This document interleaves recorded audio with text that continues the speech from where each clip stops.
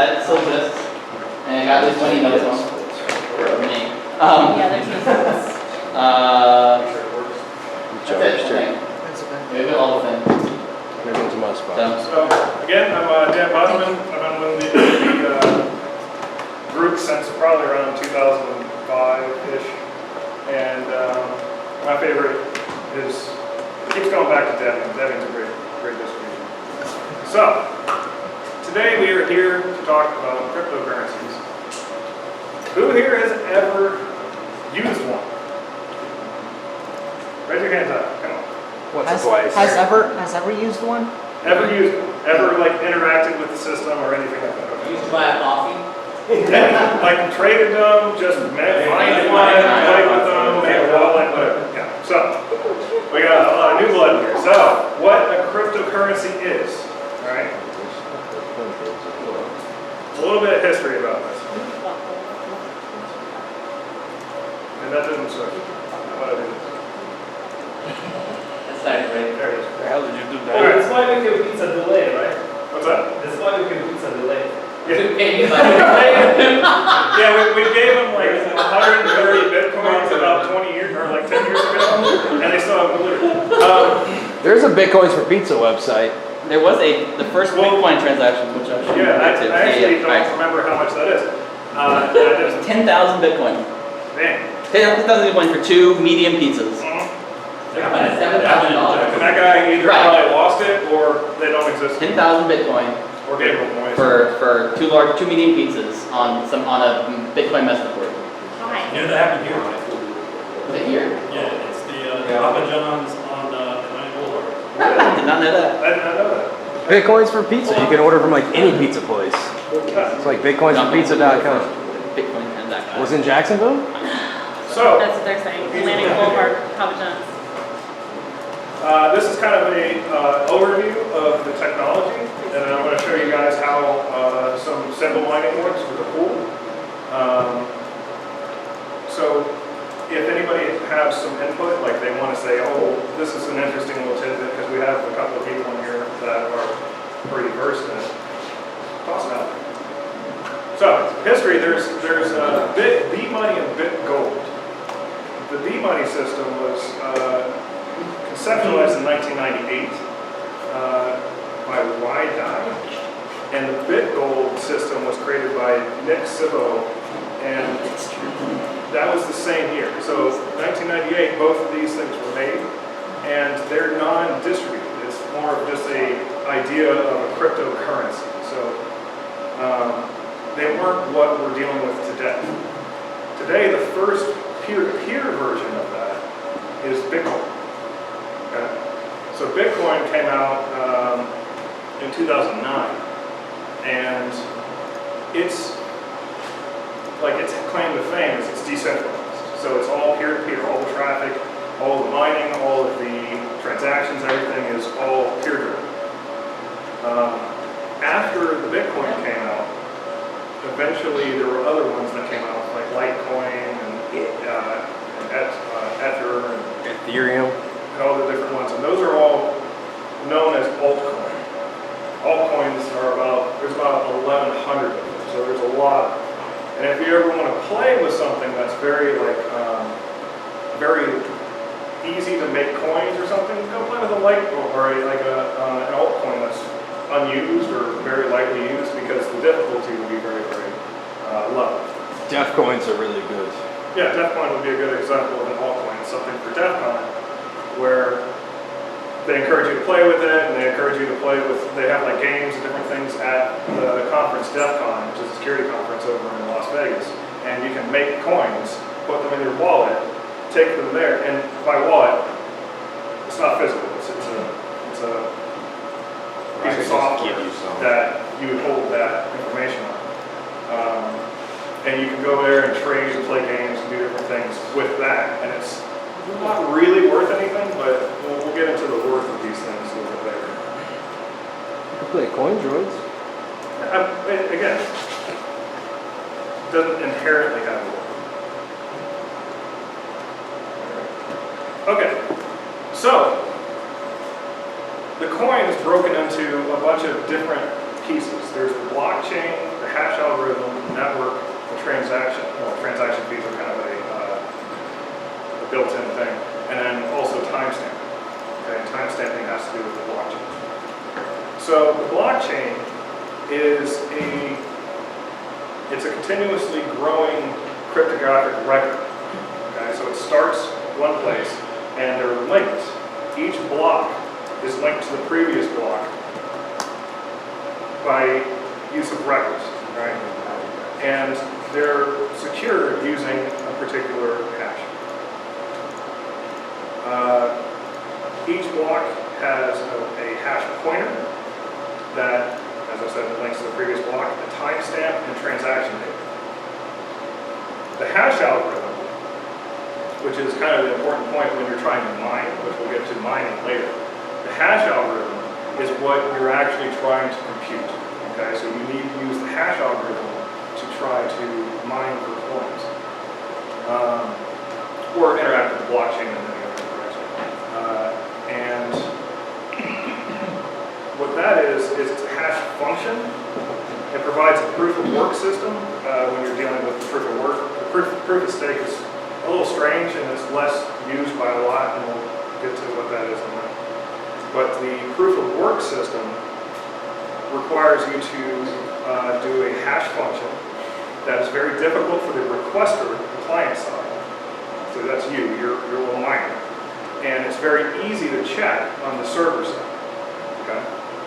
I'm not really going to get into the math of that because it's fairly difficult and it's not really my forte. So I can't really speak to that. If you are interested, I have a whole bunch of links with all of these things that you can go through Wikipedia or different things and read to your heart's extent on how math works. So, Bitcoin in particular uses a partial hash inversion to prove that work is done. Hold on a second, I haven't thought through.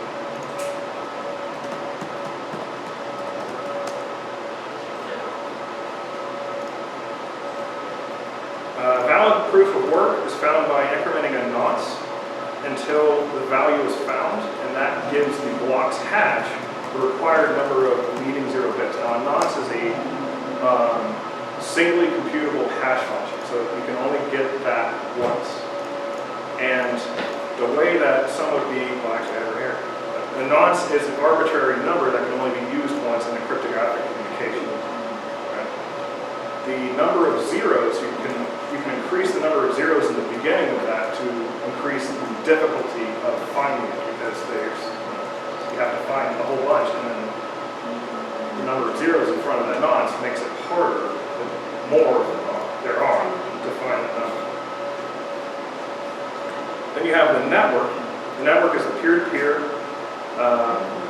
system for Bitcoin and altcoins that uses either a proof of work or proof of stake system for timestamps.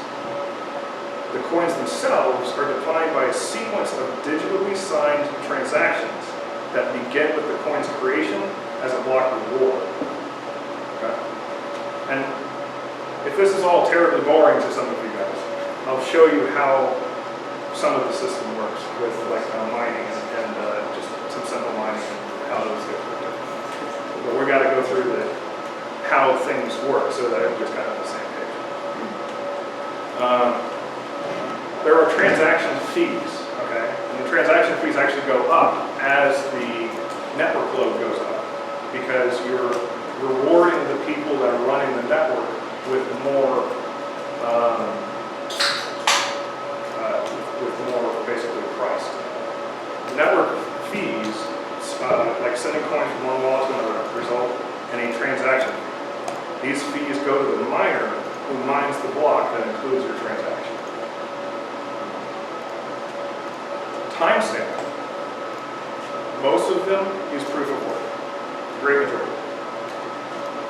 Some of them use a hybrid system, and there's probably one or two that use just the proof of stake, but they're kind of few and far between.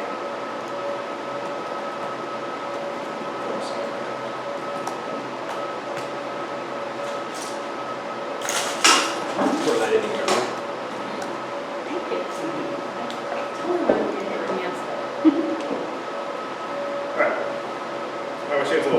I'm actually mining for coins to show you later. Yeah, baby. And I'm also copying a bunch of stuff. Oh, by the way, as a quick aside, we have a 2600 meeting, which is a security meeting, the first Friday of every month. It's down at Kickbacks, and I bring home a whole bunch of data for people that you can plug your laptop into, grab the data. Right now I have, I think it's 2.9 terabytes of security conference videos, audio, PDFs, presentations, CTFs, all kinds of stuff. So it's all freely available on the internet. It's better for me to probably download it and hand it to you than it is for you to like make Stream it. Comcast yell at you for downloading 13 terabytes of your 1 terabyte cap. So What was that group? that's the 2600 group. Jax2600.org. Also a Facebook group, also a Twitter account. Also and Meetup. and they're all, and yeah, we evidently Meetup's worth it. $15 a month, kind of expensive, but wait, it's actually worth it. And yes, we have a Meetup now, and it's also on this fancy website, Jax Tech Meetups. It's there, magically. I don't even know how it's there, but I know how it's there now. I read the code, but it's there. Back at It's a FSCJ. bit like our system. It's not, you We don't have meet a lot up. of people that are shared between. Yeah, it only It draws right pulls, from it only Meetups. pulls the meetups. It's like, If you wanted to change and you wanted to get more than, oh yeah, it is Eventbrite, it does pull Eventbrite. If you wanted to change and read outside of meetups, you're gonna have to talk to David Fecky, because he is the one who invented that, and he has no problem adding more code to have it pull more. He just needs to know where to go to grab it. so then GitHub, so you can just do it yourself if you want. Yeah, and he's on GitHub, you can talk to him on GitHub. So, FYI. So the two timestamping methods, proof of work and proof of stake, they're pretty vastly different. Proof of work, whenever you see something in the news where it says, oh, you know, coin mining is destroying the planet because we're like using so much energy, like as much as a small country, to mine things, that's the proof of work. That's all the proof. Proof of stake is not intensive like that. It is more random. It's more. It's not as useful for coins per se. It's more useful for blockchain and different things. But I'll describe it to you. So the proof of work is the first time stamping scheme. It is the most widely used with the coins based on SHA-256, which is like Bitcoin uses SHA-256, and Scrypt, which is what Litecoin uses. And a lot of coins use those two. There's one or two other algorithms. I don't remember which like hash coin uses. I think F uses something. There's a lot of different type of miners. There's a bunch of different hash algorithms, but the majority of things either use SHA-256, which is like Bitcoin, or Scrypt, which is like Litecoin. And they all have their pluses and minuses. And also, the hash algorithm, the reason that they're different on different coins is when somebody makes a coin, what they're trying to do is they're trying to either monetize or resolve some kind of an issue. So the reason that Litecoin, one of the reasons that Litecoin came out was there was issues with Bitcoin and how it is one made, because you can build it, you can do ASICs and FPGAs a lot easier with Bitcoin than you can do with Litecoin. Litecoin requires a lot more memory to use in its footprint. So it was a lot less feasible to use a specialized piece of hardware to just rip through computational hashing. And so that's one of the reasons that Litecoin came up and is using the Scrypt as opposed to the SHA-256. The proof of work also requires the client to do work solving a cryptographic puzzle. And that's that partial hash version that I was talking about earlier for Bitcoin. And Hashcash also uses the same thing. To validate the transactions and to create new blocks. The rewards it rewards said participants with new blocks. And that's what's known as coin mining, which is what most of you are probably interested in.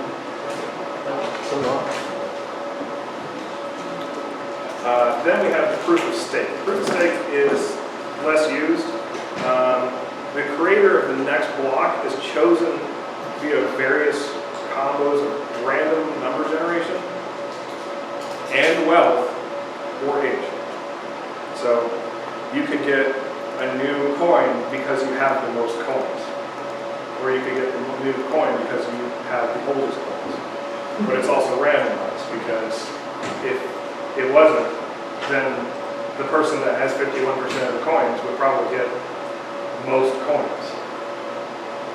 You'd get 51% of the coins. And that would be bad. You never get distribution change. That would be bad for our purposes here when you're actually trying to make coins and play with them and trade them and do stuff.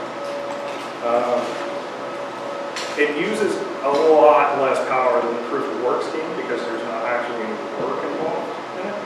Well, I mean, there's work, but there's not a lot of time. But it leads to hoarding. As the more coins you have, as the more beneficial. And coins based on these systems are pure coin, black coin, and NXT. Those are the ones that I saw. But again, they're not very heavily used. Any questions? How did you get to that 51%? What's that? How did you get to that magic 51%? That 51% is kind of a magic number in blockchain. When you, especially in proof of work. In proof of work, for the Bitcoin at least, if you are providing 51% plus of the workload in the network, you can basically break the idea of the trusted blockchain. Because the trusted blockchain, I actually don't have this on there. This is good information. So, the trusted blockchain. good time for that? Yeah, so let's, you're providing 33%, I'm providing 33%, you're providing 33%. I say, I have a coin. To you, you say, do you have a coin? And I say, yes. You look at your ledger and you say, no you don't. And you look at his ledger and he says, no he doesn't, I don't have a coin. Okay, because we're trusting each other based on how many like computational hashes we provide. But if I say I have 51% of the computational hashes, and I tell you I have a coin, you just have to trust me. I own more than half of the computational hash rate.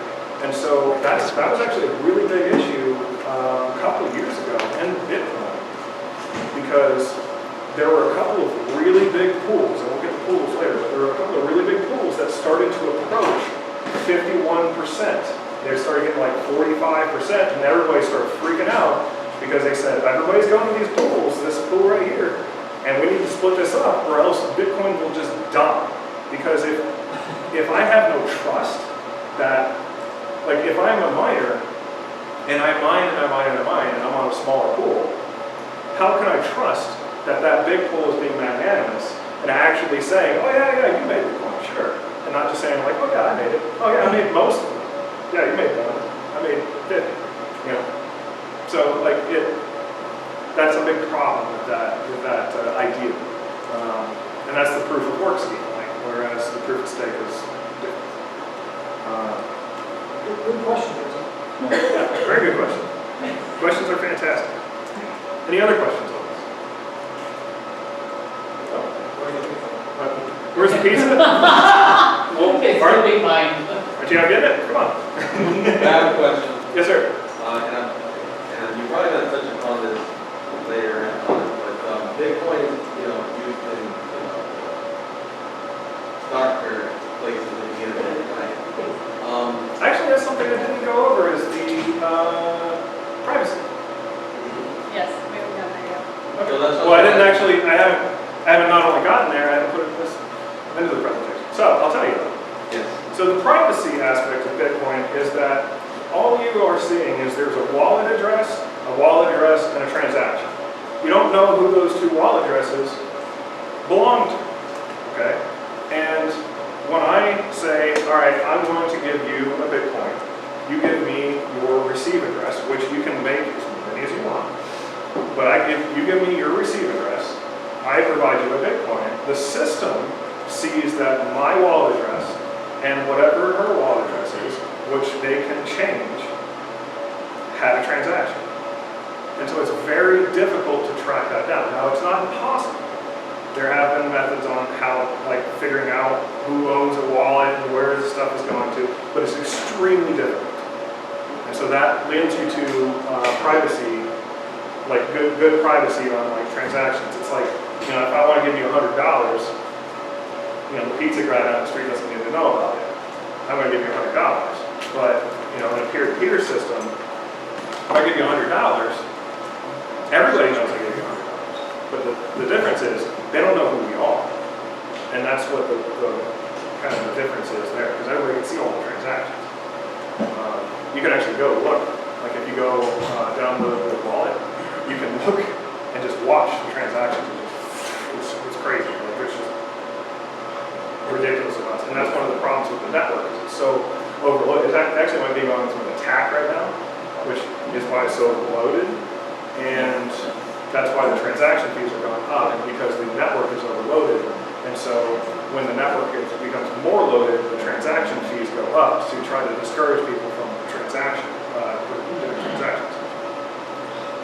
But that's why Bitcoin is worth so much as well. Yes. Well, there's a couple of scenarios that you would want to, and world events, in fact, that have driven the price of Bitcoin up and down. Illicit substances and everything like that are one of the obvious things that has been used for that, and that has driven the price up for a while. But that's not generally the major price changer. But a lot of times the price changer is the failing of the world economy. Like when Greece kind of tanked, Bitcoin price skyrocketed. Okay, and so you end up with people going out and saying, well, I can buy this cryptocurrency right now, and it's looking real shaky right now, but I can go out and purchase this. So the banks and stuff were saying, you can't withdraw money because we don't have that much money, so we put a cap on it. But you can spend as much as you want. All right, so go out and buy $100,000 of Bitcoin, and then you go and you sell it for 100,000 pounds, or like how much ever it would sell out in pounds. And now you have pound sterling instead of whatever they choose. And that drove the price up, spiking. And we'll go over worth a little, I can go right now, I'll just get that stuff. But I'll get to it. But that's a very good question. Any other questions on this? Add a couple of corrections. Please. So the 51% attack thing, It's pretty bad, but there's literally only two things that you can do. You can disrupt transactions, and you can double spend only your own transactions. So we don't want to see that happen, but like things are going to completely blow up if that happens. On the fundability privacy thing, it actually is extremely easy to trace using. Oh, they figured that out? There's companies that are like monitoring and tying everything together, so it's, if you want to do something illicit, don't do it on it. They give you the number. Just like if you want to do something illicit, don't use Bitcoin. Use Monero. Use the Monero. Yeah, there are a couple of currencies that their claim to fame is their privacy. But it used to be very private, but apparently it's been completely like broke out with it. So, any other questions?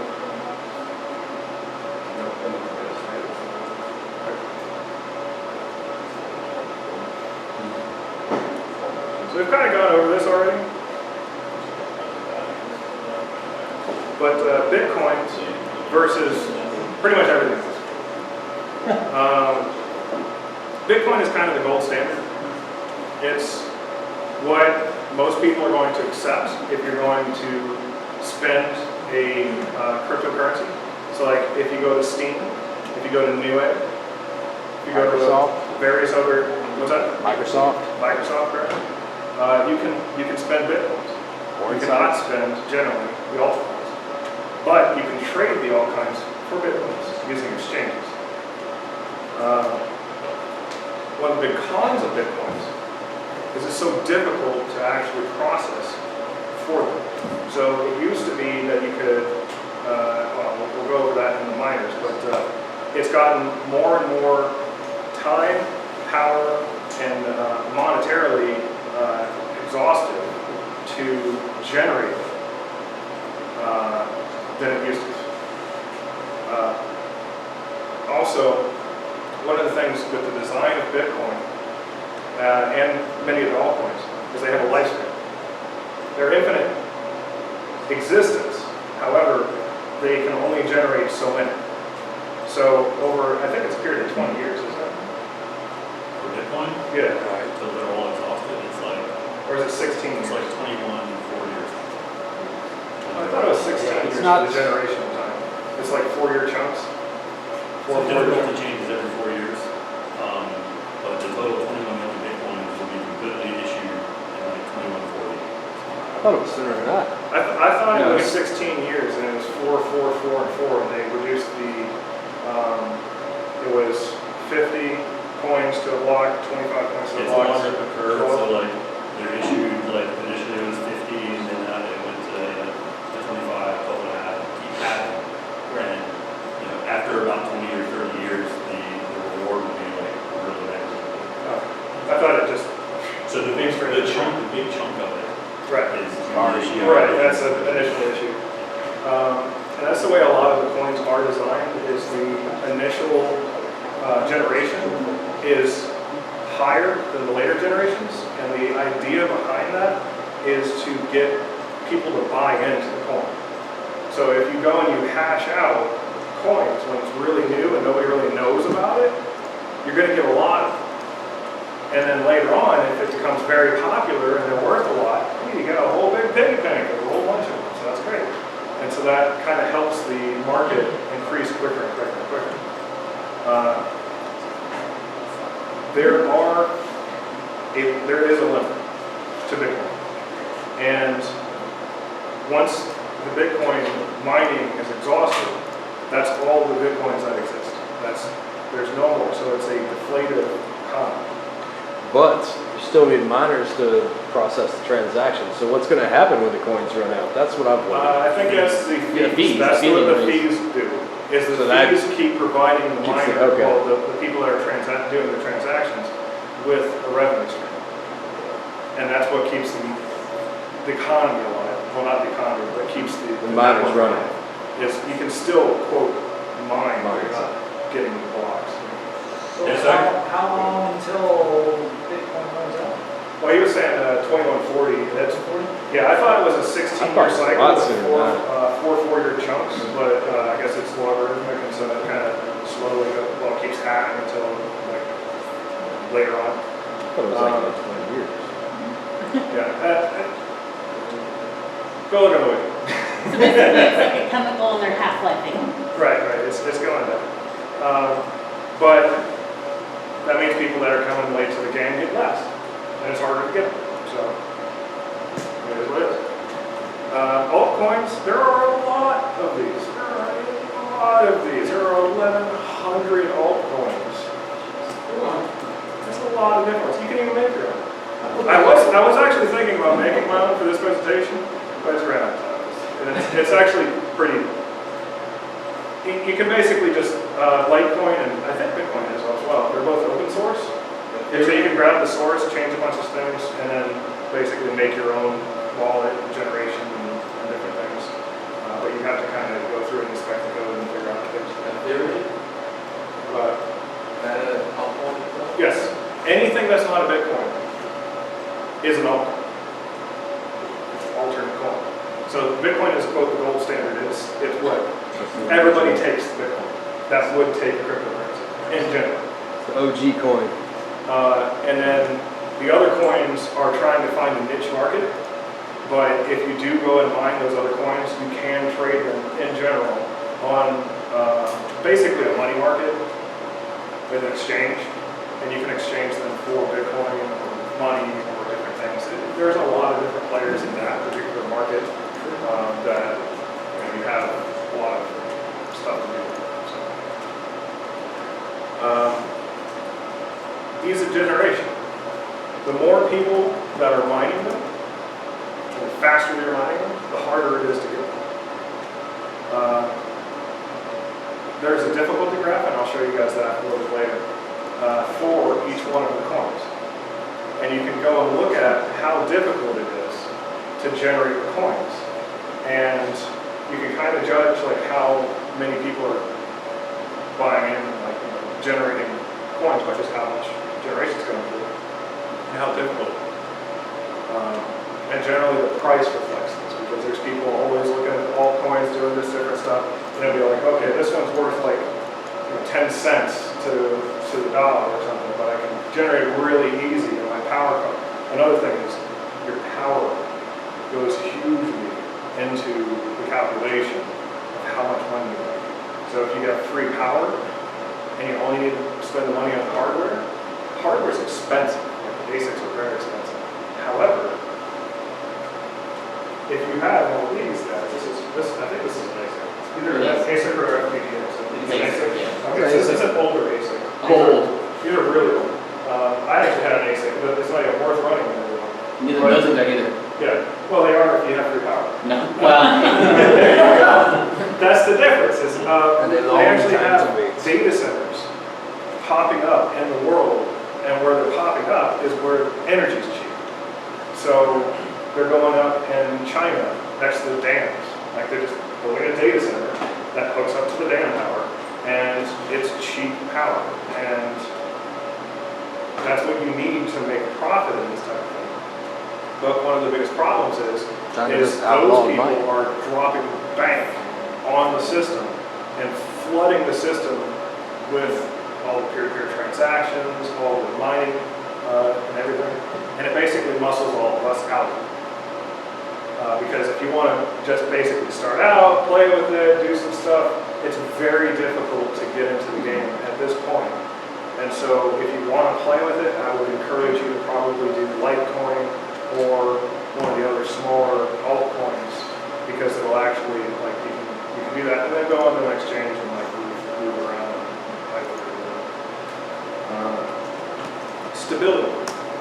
One of the advantages of Bitcoin is it's pretty stable. There is a lot of work that's gone into it to make sure that it's safe and to make sure that like the network is safe. There's a lot of players that are all kind of competing with each other, but they're all working together to make the network safe, because if something happens bad to the network, everyone loses. So that's what the whole peer-to-peer system is about. You can not only check your transactions, make sure that everything's good cryptographically or strongly, but you're also dealing with the stability of the network itself. It's in everybody's interest that the network is stable, that the coin is stable, that everything is secure.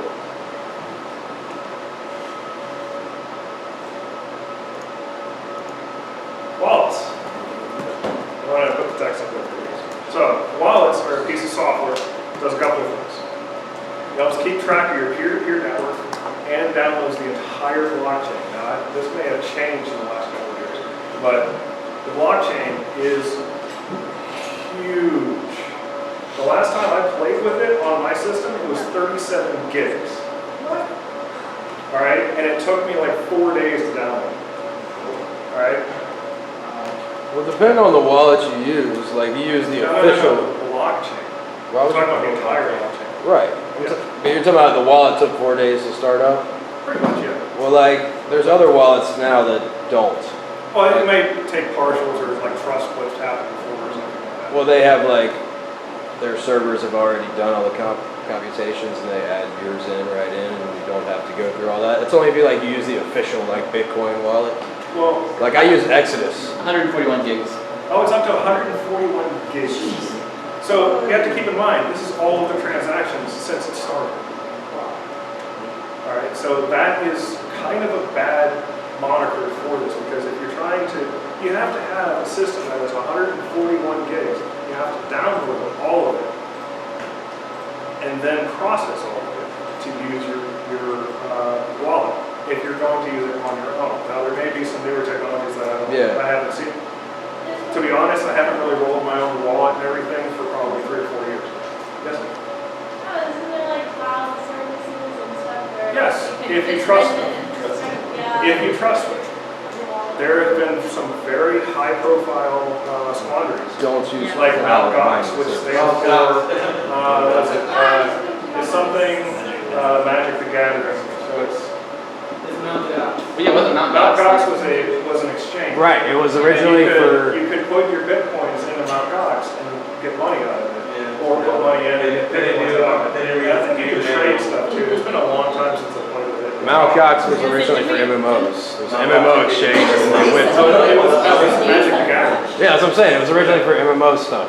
Right. It was the Magic MMO that they played. Oh, okay. Didn't they just have a hack like a couple of days ago? Oh, it's gone. Mt. Gox is Oh, long it's ago. way gone. And then No, no, no, BTC not dash, them, but I'm just saying Bitcoins in general, was it not just like a hack? it was like a hack every 20 minutes probably. Okay, so Yeah. there's, But no, it's successful. with the safety of There's successful Bitcoin, ones all the time. there's the network, and then there's the wallet. The wallet is something you have to keep secure. And when you build a service, so even like Newegg or Steam or Microsoft, they have a wallet that you pay with. And when you pay to that wallet, it goes into their, like they wait on the network, they get enough, I think it's 11 confirmations or something like that. They get enough confirmations in the network that you have paid, and then that is theirs. I think a full confirmation is like 120, but They'll give you your own address. Yeah. Like if you're making a payment, they'll give you an address. You send it to that address, so they'll know that it was from you. And then once, I think it's like 6 on the Bitcoin network. Most sites will do like 6 and 10 or 11, depending on what that particular site well, says. you can generate receive addresses. Just drop an app. I can just Yeah. hit a button, just keep getting new ones. Right. That's how they know it's from you, because it's that particular address. Right, and it'll go to you. But if somebody steals your private address, the private key that is associated with your wallet, they can just pull everything out of the wallet and send it somewhere else quickly. Okay, that's how these quote hacks are happening. Either one, like Mt. Gox, there was a big investigation. I'm not actually sure if they finished it or not, or like what it was, but some of the, at the time, some of the idea was that somebody had broken in and stole $66 million in coins, and they just cleaned out the wallet.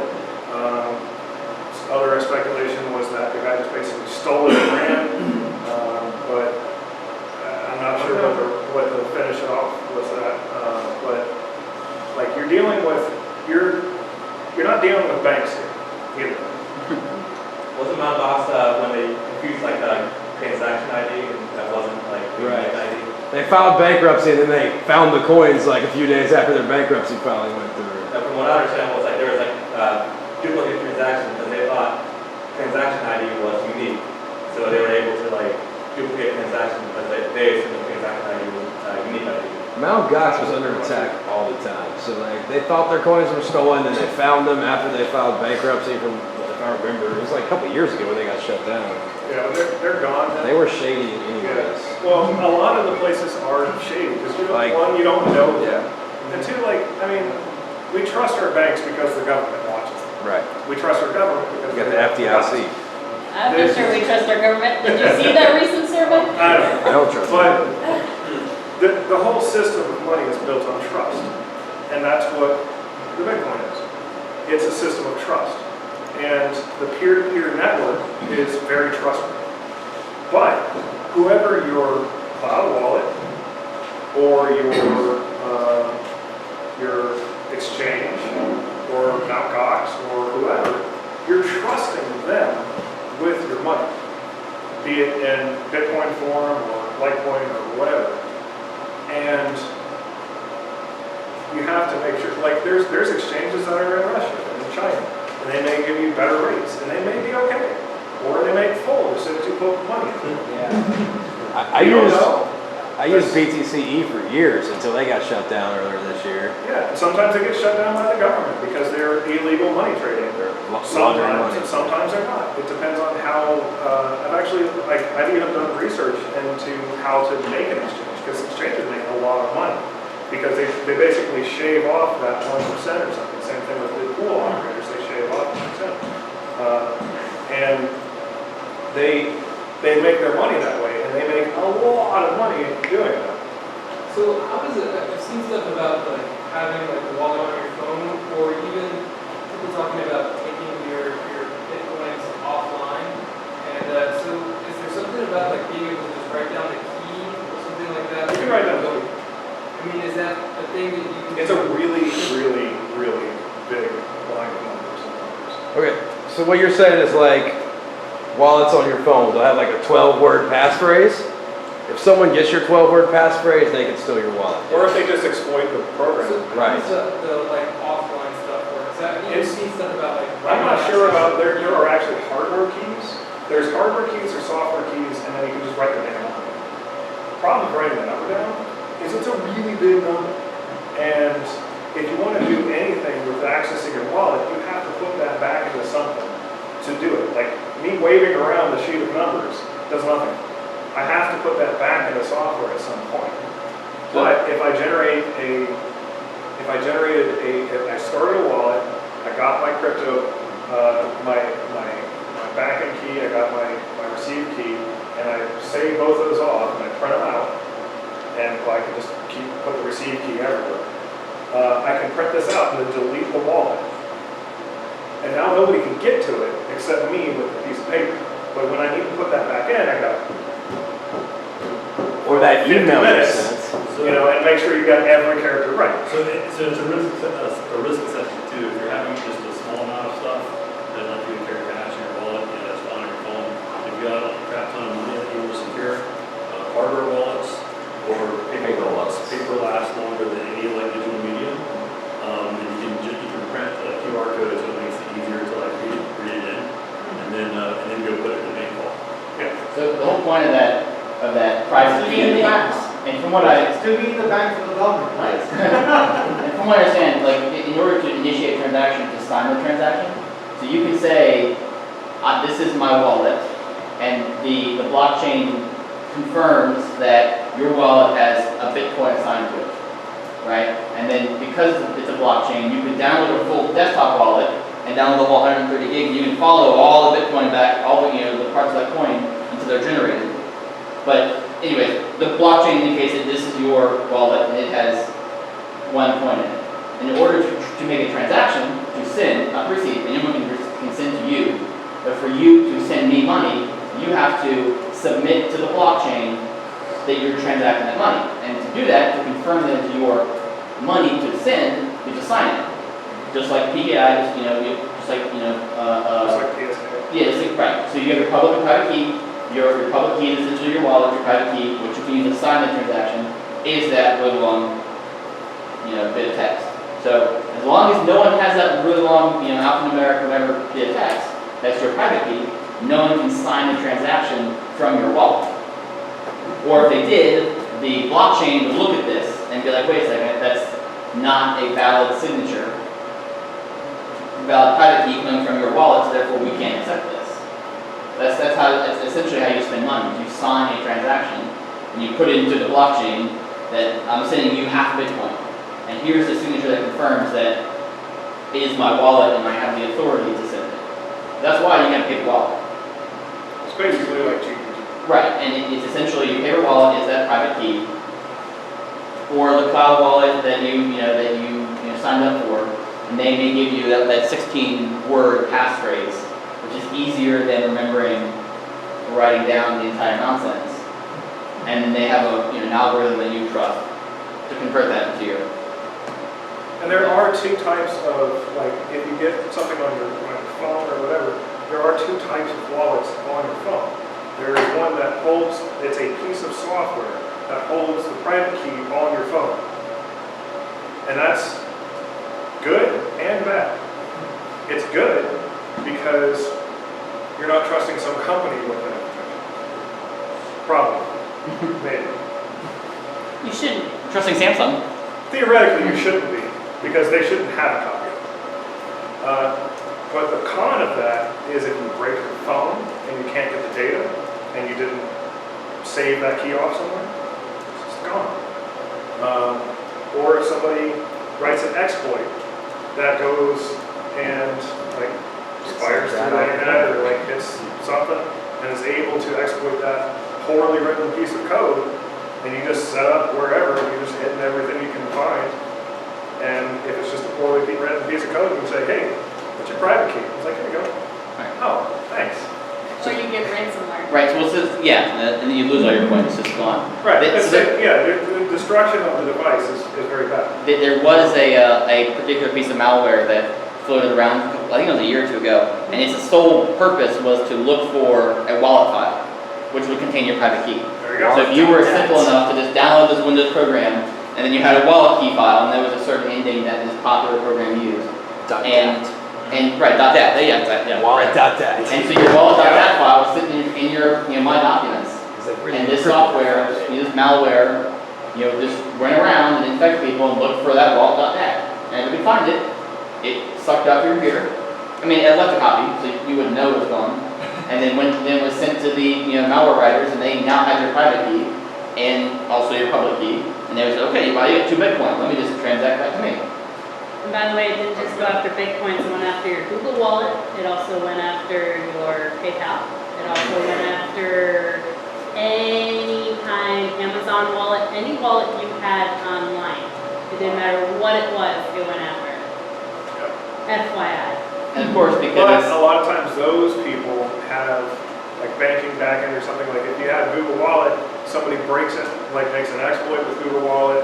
And I'm being theoretical over here. I'm not a Google representative. And I do not read their terms of service.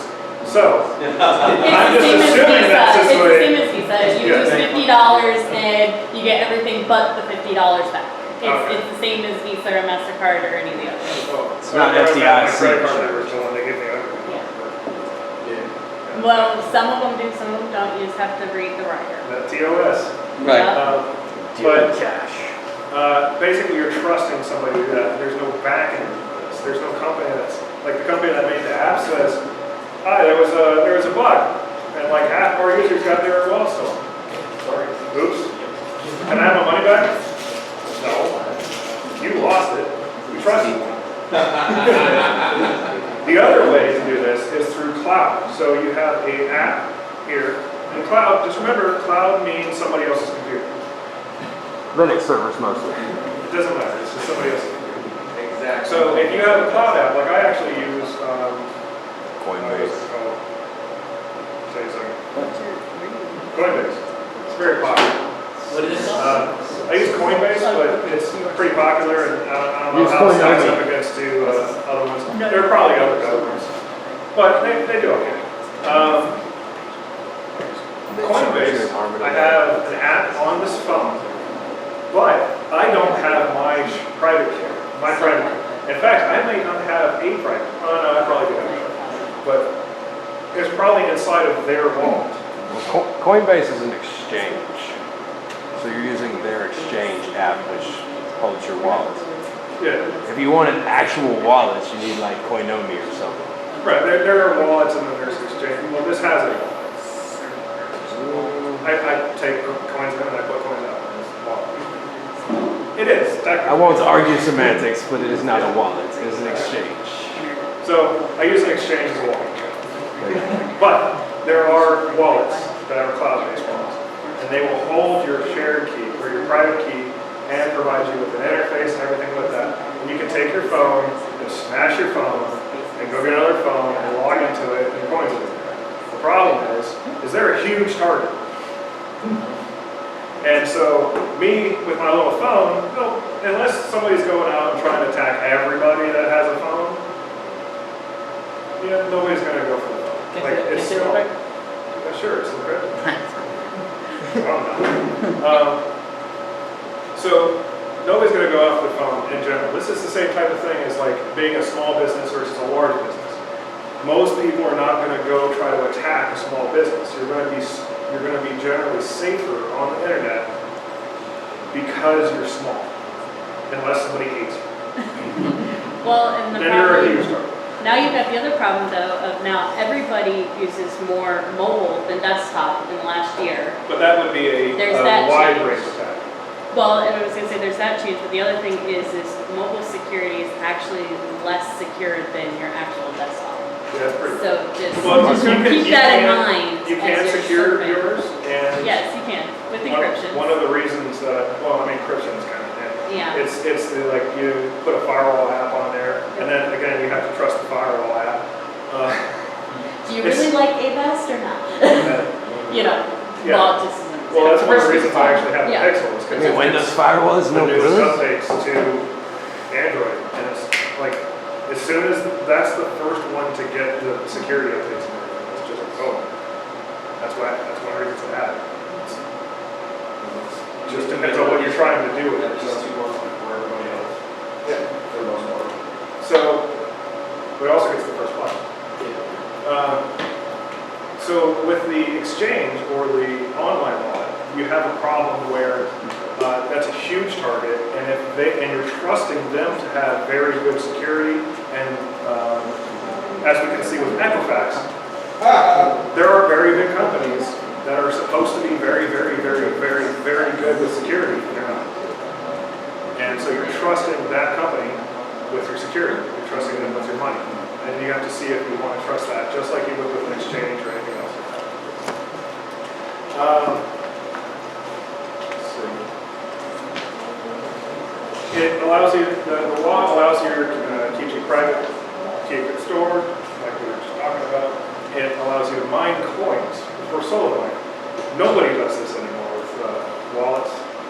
It used to be a thing, like right when it was starting, but everybody uses a miner now. And you can have a miner associated with your local wallet for solo mining, or you can associate it with a pool. There's a bunch of different ways of doing that. I'm going to show you one way a little bit later. You can receive coins with, again, what I was telling you about that, receive number, and I'll show you mine later on. You don't have to say anything to it. You just generate them.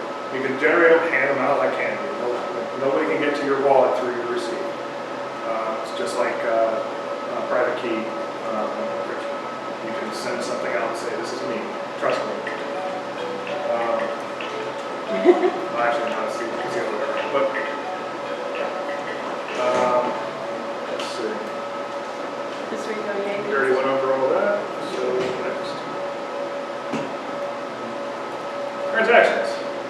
We already gone over a little bit of this, but basically transactions are all wall-to-wall. If you're going to send something to somebody else, you're going to send to their address, you're going to send it to their wallet address. If you're going to send it to a service like Newegg, Steam, Microsoft, you're sending it to their wallet. If you're going to use an exchange, like Cox, you're going to send it to their wallet. Okay, so it's all wallet to wallet. It's the same transaction. It's the same technology in the back end as everybody else. Okay, so there's not any magic thing. Not, like this bank's not inherently more secure than that one. It's just that they all use the same peer-to-peer network. They all use the same wallet technology. They may have their own that they wrote, but they're really in the back end of it. They're the same. And you have to trust them. Like we are kind of beat that horse dead. So move on. Are there any questions on it? Yeah, so the miner pays the transaction fee. No, mine gets the transaction. Yeah, gets it. And we're. You pay the transaction fee when you exchange. When you send, if I send a Bitcoin to you, then I have to pay a transaction fee on top of what I send you. So if I pay you one Bitcoin, I would have to put a transaction fee, which is, it varies, it changes. And when I pay that transaction fee, that goes to the miners, the people that are keeping up the peer-to-peer network. But how does it go to them? How does it go then? How do you make money off just transaction fees? Does it come to them? I'm not sure. Does it come to them through Start Bitcoin? exchange or Like that they mine? Well, it would be in Bitcoin. Brandon, say that loud. But to make money off transaction fees, you start an exchange or a pool, So I don't have shave to. a little bit off of everything. no, that's a transaction fee on top of the transaction fee for the network. I mean, you're not gonna make transaction fees. Those go back into the blockchain to pay for the mining, essentially. The miners eventually. Yeah, but that, how the miners are being paid. The miner is gets that- the transaction fee. Right. Yeah, but does it go directly to the miner or does it go Yeah. back to the? It goes back into the pool of So your coins. transactions are confirmed by the miners. So today the miners get the subsidy, so the 12.5 Bitcoin subsidy for a block that they find. And they also get all the fees for all the transactions that they pack into that block.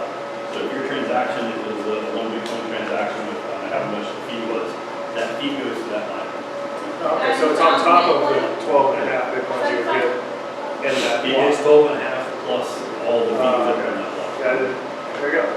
Okay. So you get 12 and a half and more. Yeah, so if I mine Bitcoin, then I also get all the fees for whoever trades it. Whoever's in your block. And Because you're confirming that block of transactions. So- all of those things go through. I have a question. Yeah. I feel like you would know the answer. So blocks are not 50 coins anymore? Okay. No, 12 and a half. 12 and a half. Okay, That's I didn't think so. what we were talking about. It's been a long earlier, time. where they were going down. half-lifed them basically. I think it's every 4 years it gets recalculated and it drops. So that's And so right now we're at 12 and a half per block.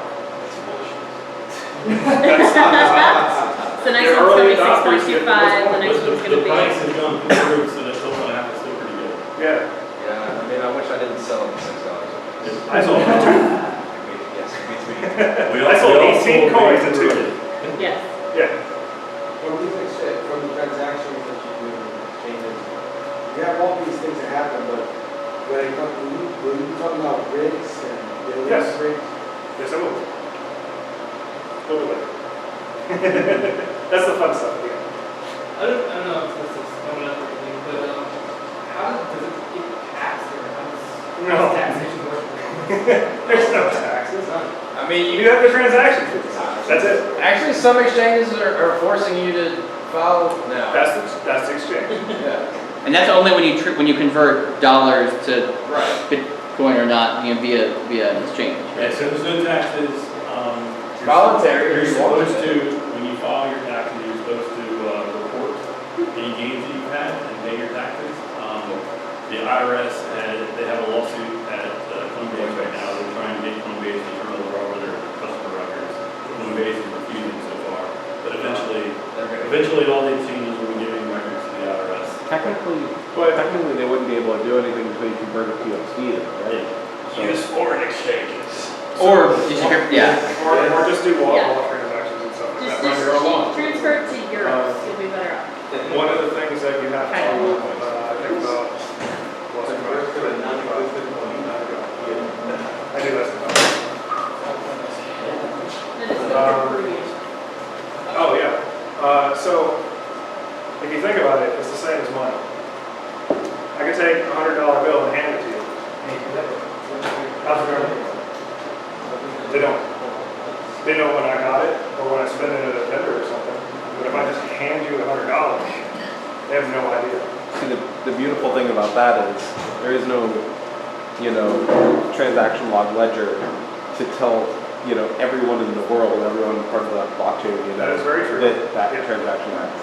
Yeah, so That's- like me giving you $100 is a lot less traceable than me giving you Bitcoin. And some of the altcoins try to address that. Like I know Zcash is one of the ones that, they're trying to get that anonymity. Because there's apparently issues with companies that are out there now that are matching, people to the wallet IDs that go on the Right. And that's one of the things that, again, with the altcoins, there's a lot of altcoins that are trying to capture a niche environment. Either being that the mining is too easy in these respects, or the network isn't secure enough or private enough, or there's too many coins, or there's too few coins. We can design these things all kinds of different ways. They address all kinds of different problems, and that would be one of them, where it's just like, I want to have a system where I can hand you $100 and nobody knows about it. I just want to hand you $100. And I think Monero does that, and you were saying Zcash. Yeah, Zcash. Also maybe do that. I'm not going to swear on Monero because So Monero is good. So the problem with Zcash is they're doing their privacy by a trusted setup. So there were 6 guys at the beginning of the project that had 6 separate computers and they generated these trusted keys. And that's what started the privacy chain. Yeah, and if anyone And they compromised destroyed, that, anyone could destroyed generate their theirs. devices. So Yeah. that's a weak link in it. If those are ever discovered, then the entire thing breaks. The other negative is that you have no way to know if anyone is inflating the currency supply. There's no way to know that. Correct. Monero you can. What is it? Monero. Monero? M-O-N-E-R-O. Okay. I'll have to look it up. But yeah, that's an inherent flaw in there. It seems like you picked your flaws. It's, Right. it's a lot of cool stuff, but Yeah. Well, again, Bitcoin is the gold standard. Well, And the that's other where coins you go. exist Everything's a on risk. many of the exchanges, like especially the big ones, like Monero is actually one of the big ones. Ethereum is a big one. Litecoin's second to Bitcoin. It's, if you go for those big secondary ones, they're well supported, just like Bitcoin is. They're well monetized. They're not nearly 7,000 money, but like I think Litecoin last time I looked was like $300-400. And with some of those altcoins, you get your pros and your cons. You just need to look at what you're trying to accomplish with it, and you figure out what you're trying to do. So, are there any more questions on like the transactions or wallets? Just go rack take Bitcoin. I mean, if you talk to them, maybe. John, I don't How many represent them. Litecoins is it for one Bitcoin? You can find a calculator. I was looking, Like it depends on the exchange. oh, really? Yeah, it's not consistent. Like it's not like a money market where you have like US dollars is worth this. It's I will trade you this many this for this. And that's what an exchange is. An exchange just says, I have 1,000 Bitcoins, and I have 1,000 Litecoins, and you have 3 Litecoins, and you want to trade them for my Bitcoins. And I say, well, those other guys are trading them for this, and I want to have a bit of an edge. I want your business, so I'm going to trade you a little bit more. So you go to my exchange instead of their exchange. That's how the exchanges work, because they're actually competing with each other. Because they make money when you do an exchange. Because you give me, let's say you give me 10 Litecoins for my 1 Bitcoin. Well, what you'll have to do is you'll have to give me 10 and a half Litecoins for the transaction. That's fine if I can make the Litecoin. So right now, I'm making Litecoins right now during the presentation. one Bitcoin is worth roughly 113 Litecoin. There you go. Yeah, So I think Bitcoin- there's 13 of them. But they're a lot harder to make. Like, And then, a lot harder. and of course, because the values are all changing, that's as of this moment. Right, it's fluctuating all the time. Also, that's probably looking at, there's sometimes, there's aggregate sites Right. that'll say, well, this exchange, this exchange, this exchange, and this exchange, here's all of their trade rights, and then here's the average. And this is the graph we'll show you is the average. And then they'll have like a point spread and all this kind of stuff. So you start getting deep into economics and like money exchanges and crazy stuff that I don't want to do. It's no different than any other currency exchange. It's basically the same thing as if you're going dollars to euros, it's just no. And there are people that actually write, bots that, some of the exchanges allow for API keys. And what you can do is you can write a bot that says, I have 10 Litecoins and 10 Bitcoins. And I go to this exchange and I can exchange Bitcoins at a good rate compared to this exchange. But on this exchange, I can convert Litecoins to Bitcoins at a good rate. And so what I'll do is I'll go to this exchange, I'll convert my Bitcoins to Litecoins, move them over to this other exchange, convert my Litecoins back to Bitcoins, and now I've made a profit. Yeah. That's how the money market really works. Like you can go to different exchanges and do that. But it's very viable, or at least it used to be viable. It's a lot more controlled now. And a lot of the exchanges have dropped their API key functionality because people are using it with bots. It's basically, that's how the kind of stock market even works. You have people that write algorithms that they put on computers that buy and sell things based on different like variables. And you end up making money by just doing a whole bunch of transactions and moving money around from here to here to here to here to here to here to here. You're not actually like buying into anything. You're just basically abusing the market to try to make money. And there's a lot of people who do it. So are you aware of any such bot which does the arbitrage between the exchanges?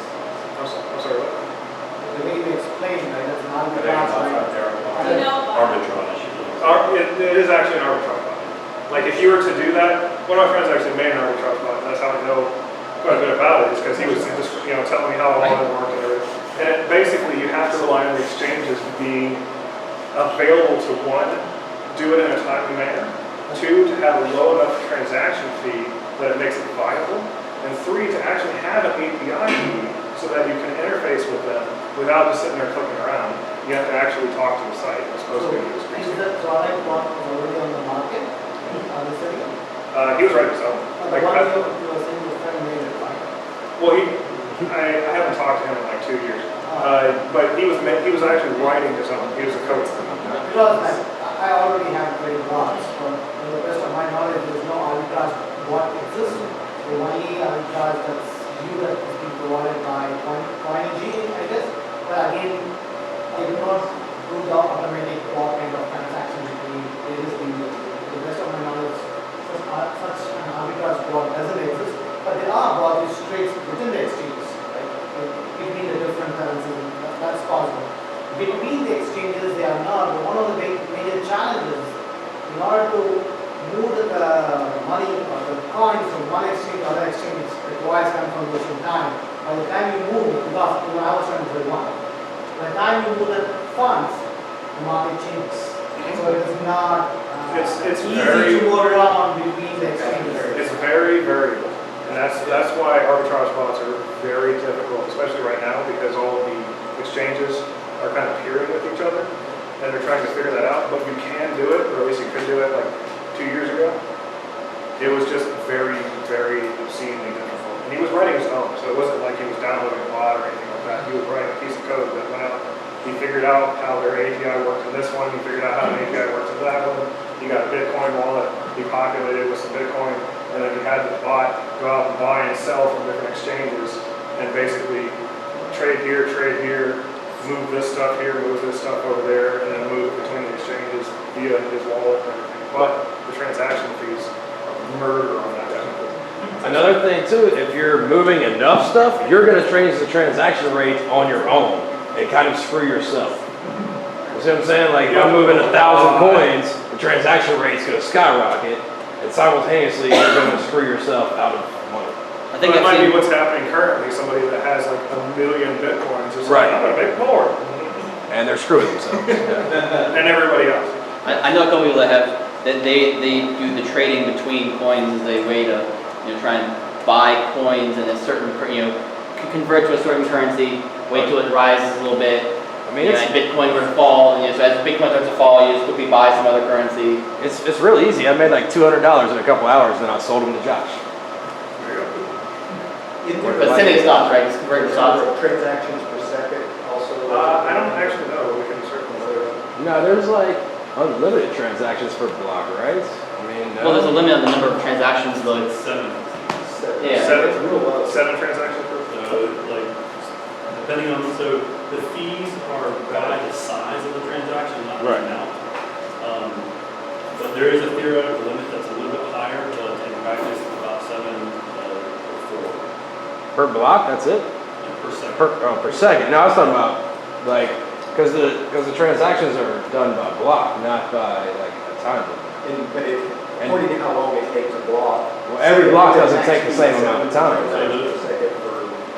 So the Bitcoin blocks prior to like August 1st were 1 megabytes total.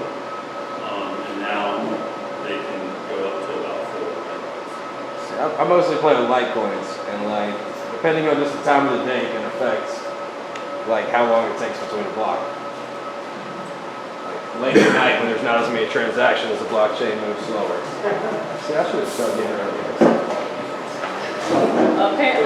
Tell you what, why don't we take a 5-minute break, and everybody go get pizza and stuff, and we'll continue. You didn't have a choice now? Yeah, 'cause you didn't really have a choice. I'm never in. Yeah, okay. Convenient. See the time? Take 20. Let's go. Take 20. I was hoping I wouldn't get Yeah. One's all gone.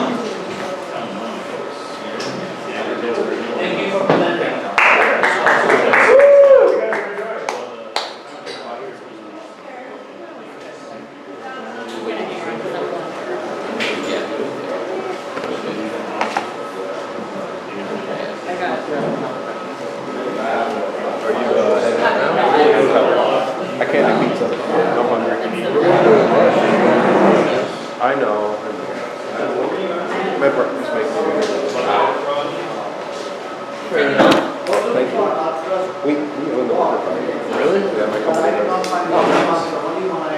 Call ahead.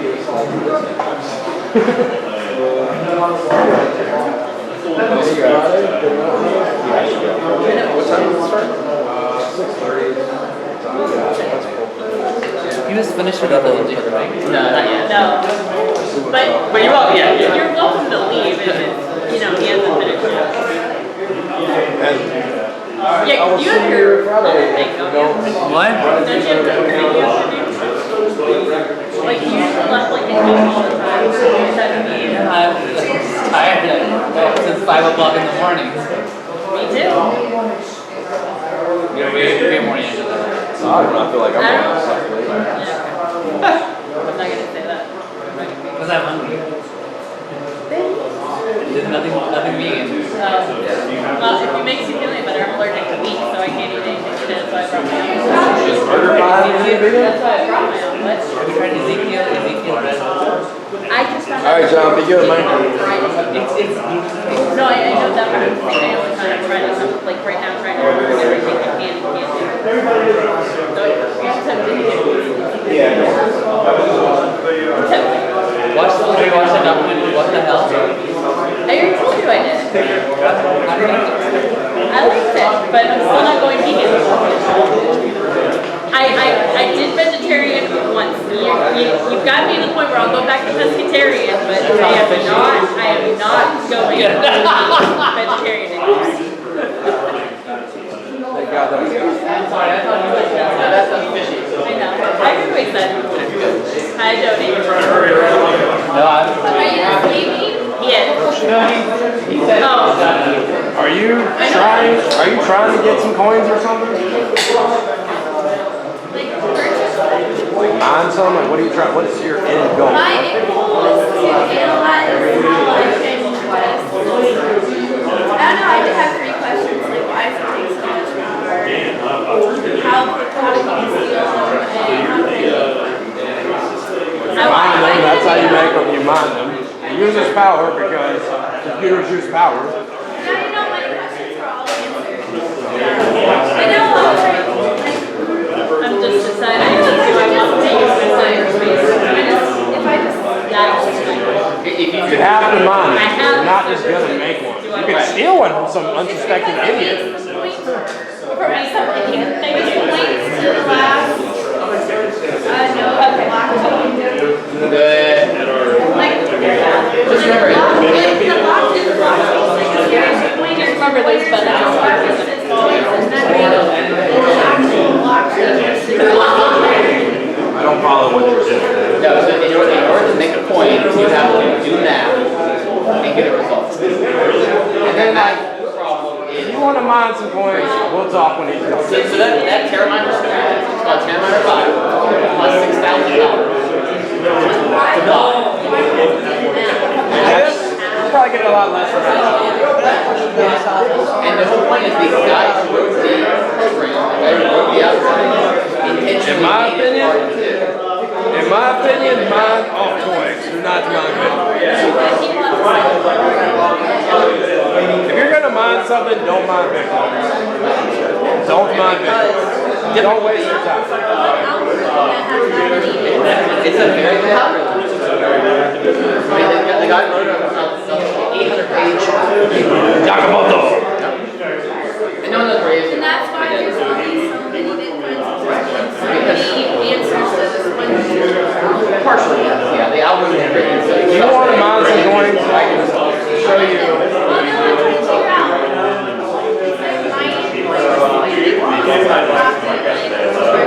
Start an exchange or If I started my own exchange, then that would be the best way. yeah, but it's not exactly easy, and you better have to know a lot of security people. Because they're gonna hack the fuck out of you every chance they get. Here's a good chart. Alright guys. Alright. Order in the log, I guess. Hey guys! Hey, there we go. Shut the fuck up. I do too, but I don't feel like getting punched in the jaw. Okay, I'm a girl. so, on to mining, on to the meat and potatoes of this. So, mining, There's actually quite a few different mining pieces of software. And then there's also projects and different things you can do as well. No, it's fine. For Bitcoin, for the software, when I was actually mining Bitcoin on my own, which I don't do anymore, because it's gotten too energy intensive and I'm not going to keep buying. I bought a $600 Butterfly Labs one, if anybody knows that fiasco. And that took about a year to get to me. Should have gone Bitmain. What's that? Bitmain. Well, it worked great. I mean, it was kind of moved because the rate was going up while we were not sending it to him.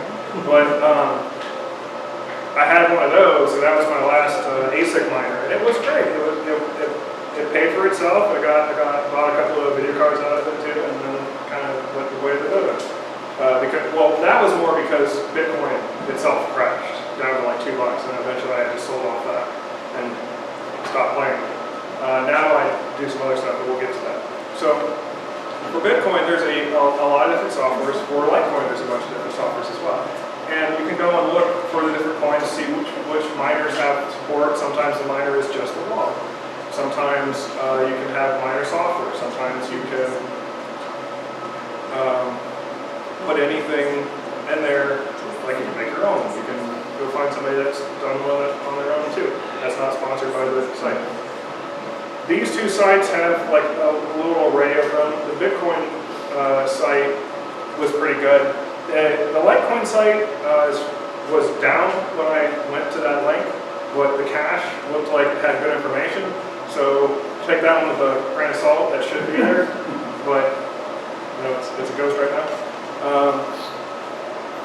For Bitcoin, I've used BFG Miner and CG Miner. A lot of times what these things will do is you can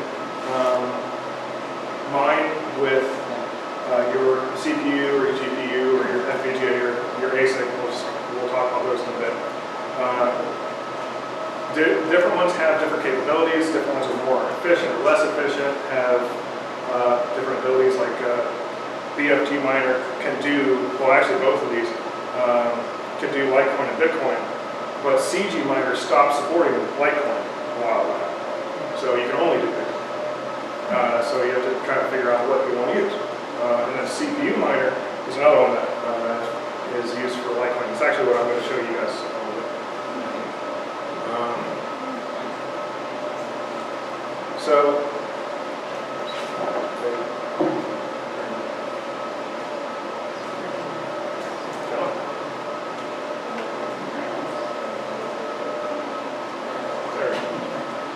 So mining pools versus cloud mining, profit calculators, these are all very important things to know when you're dealing with cryptocurrencies. Mining pools are a very valuable asset to you, the person that's trying to mine coins. So let's say that I want to mine Bitcoin with my processor, which is a very dumb thing, which is exactly, actually no, I'm sorry, I'm going to Litecoin with my processor, which is also still a bad thing to do. I'm doing it right now. I have no chance in hell of getting one. Now there's an ungodly slim chance, it's basically playing the lottery, except it's got a lot worse bets, of getting it on your own. See, solo mining is pretty much dead for all of the big coins. If you want to do solo mining for all like the little ones, all the ones that are like Moon Coin or whatever, fine, no problem. You can get them. Shouldn't be that hard. Play around with them, get some of them, whatever. Mining pools are an aggregate. So what the mining pool does is it's acting as one really big solo mine, and it has a lot of workers. Okay, and you're one of its workers. So you go and you buy your ASIC, you go and you CPU mine, GPU mine, whatever. You sign up to one of these pools. They give you a wallet address inside of their system, and you put hashes, like they give you a URL and a login, and they send you work. You do the work. You send them the results. They aggregate that for everybody in their pool, and instead of having, say, 1 terahash of hashing power that I have, not on on this, obviously, but they would have a petahash. Okay, so they have an order of magnitude more hashing power than I would on my own. Which means instead of me finding one in maybe 10 years, if the rate stayed the same, which it won't, they'll find 5 in a day. And what they'll do is they say, your worker is generating 1 terahash of hash rate. And we record that. You do that by shares. So you've generated this many shares in their system. And you do 2 terahashes, okay? And so if it's just the 2 of us in a pool, then we're generating 3 terahashes at once, all right? And when we find a coin, the pool would separate that coin among the shares. So I would get a third of the coin. He would get 2/3 of it because it's generating double the hash rate that I am.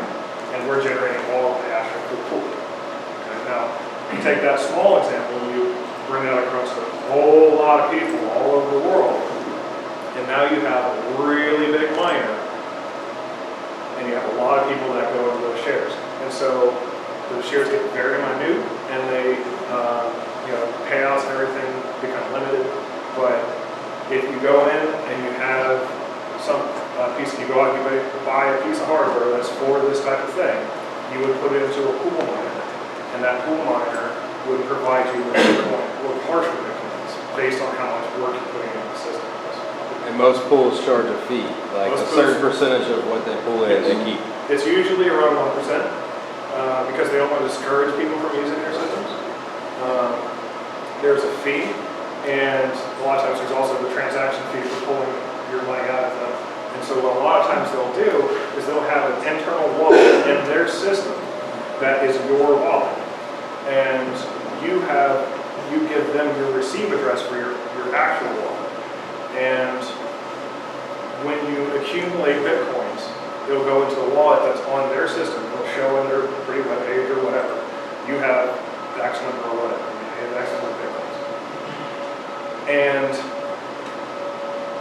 when you want those, you tell them to send it to you, and that incurs a transaction fee. Or like a lot of them have a threshold where you set, when I hit this amount of coins, you send it to me. Or you can set it just to hold it indefinitely and send it more.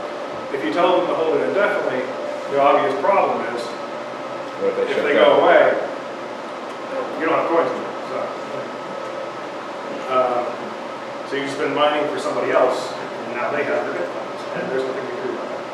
Because you can't go to the police and be like, that guy stole my Bitcoins. They're like, oh, what?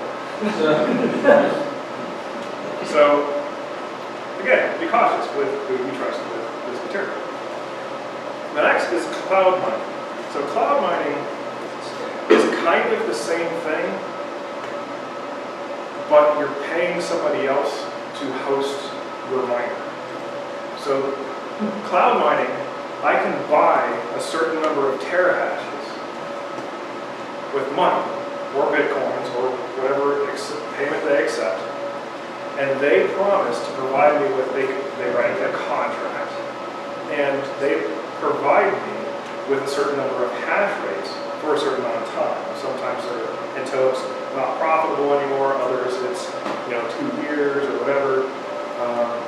You have a question? Yeah, so cloud mining and contract mining, I kind of view them as 2 different things, because most cloud mining websites are just scams, whereas contract miners where you're actually signing a contract with somebody that's for a set amount of time, for a set amount of hash, and you're guaranteed that, or else you get a refund depending on who you're going through, like if you're going through an eBay seller or through a reputable company. Well, the cloud miners actually do have contracts, so it depends on who you're going. Well, what they call cloud mining services are usually scams. I think they're all scams. I wouldn't do it. So I actually use 2 of them. So here's the thing. Here's the one question to ask. Yes. If you have the facilities and the devices that are generating an income for you, why would you sell them? Well, the thing with the contract mining, So the contract thing, that would be like 2 people going into a partnership. and they go right to your We're pool. going to pool our resources to build a facility. That makes sense. Well, yeah, you provide your own pool, and they mine right to your pool, and you know when they turn their miner on and off. you don't expect them to give you the coins at the end. Most At of least these- not with the way I do it. Most of these clown minings are just, Scams. They're Ponzi schemes, they're paying you out of the profits of the new people they bring in. Right. Good. I usually, the way I deal with Bitcoin is it's kind of just playing with stuff and exchanging things. And so what I've done is I think I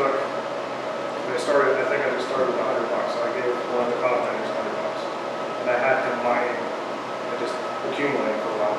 Then I took those Bitcoins, reinvested because he was actually paying me off.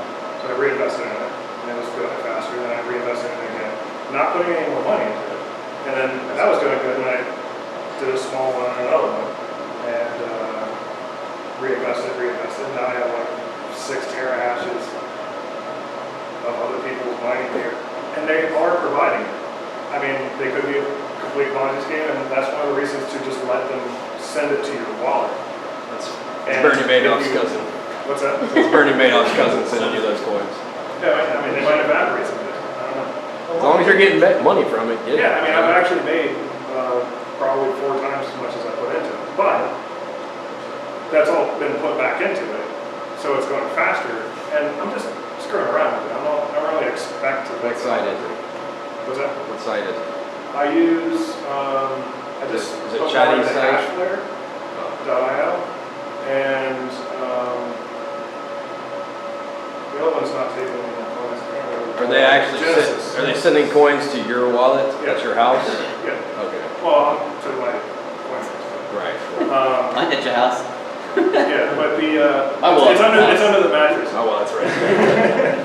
But the other one's Genesis. And they're in Scotland, I think, but they're not. I think I have both of those on one of my websites. Ads for And they're both doing stuff. payments and other things. But I haven't actually seen the contract ones. I've seen contracts on there, so you can do contract or just cloud. Right. I mean, there's a lot of contract miners on eBay, but I know a very good site. Yeah, I mean, let me know, because I'd be interested in looking around with this stuff too, so. I will tell you, but you must keep secrets. Okay. The next thing, so cloud mining, again, you're trusting some company who, now this is the far stretch with cloud mining. Cloud mining, you're paying somebody to provide you with hash rate. Hash rate is expensive in 3 different ways. The miners themselves, pieces of hardware, they have to be manufactured and sold. And generally they're extremely expensive, and most of the time come from 1 or 2 companies in China. Nowadays. 2, you have to have somewhere to put them. And that includes air conditioning, heat, all your, you have to have a data center for these things. Because you have to have large air conditioning, they generate a lot of heat, they need a lot of power. They're 30% power, obviously, which is a direct feed over time. And so that is the negative part of cloud mining. So like when I bought it with one of them, I read the entire terms of service in the contract. And they basically say it is somewhat subjective, which is probably bad. But they say we will mine until it becomes unprofitable, and then that's the end of your contract. So it's lifetime until it becomes unprofitable. Now, one of the nice things about the Bitcoin going up in price means it's still not unprofitable. It's becoming more profitable for what I paid them. But as the difficulty goes up, Eventually, they're down. going to just So, disappear. there are things, profit companies. There are these guys on the internet. And I should show you.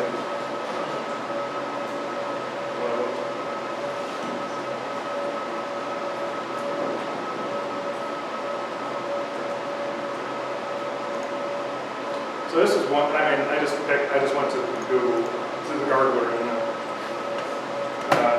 put in Bitcoin hash rate calculator. But what you would do, and so this type of thing, there's a whole bunch of these things. You tell it how much hashing power you have. So let's say I have, that would be a lot. So 4 terahash.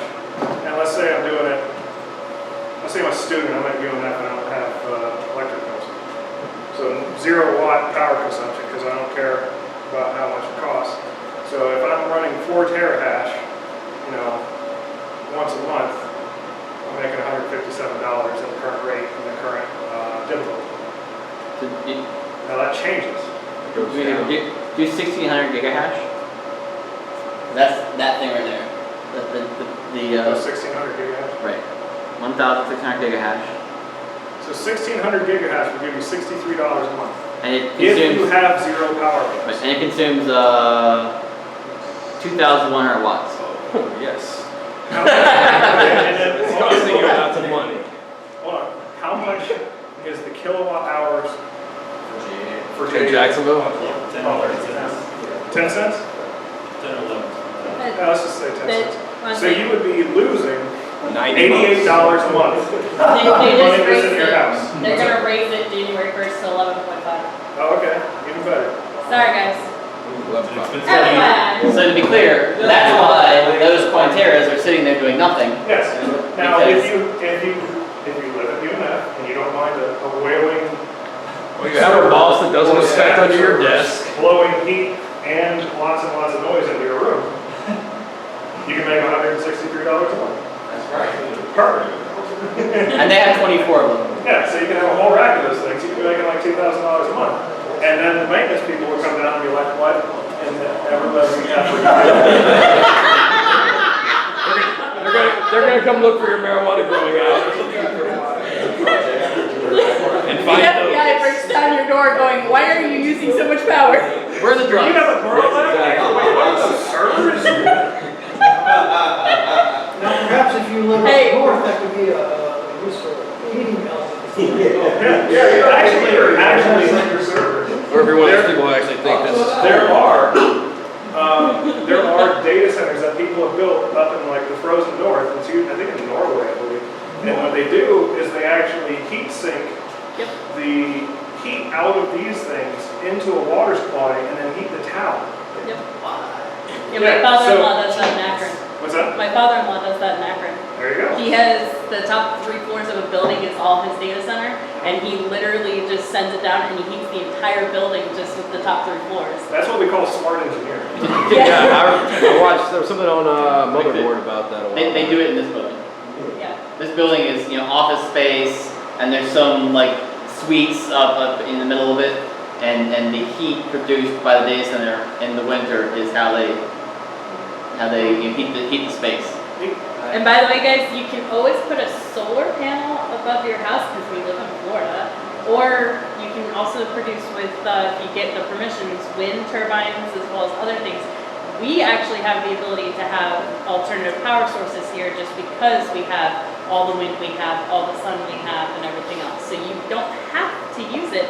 In fact, if you get a solar panel and you produce enough, JEA will owe you money. Yeah, but there's still the initial investments.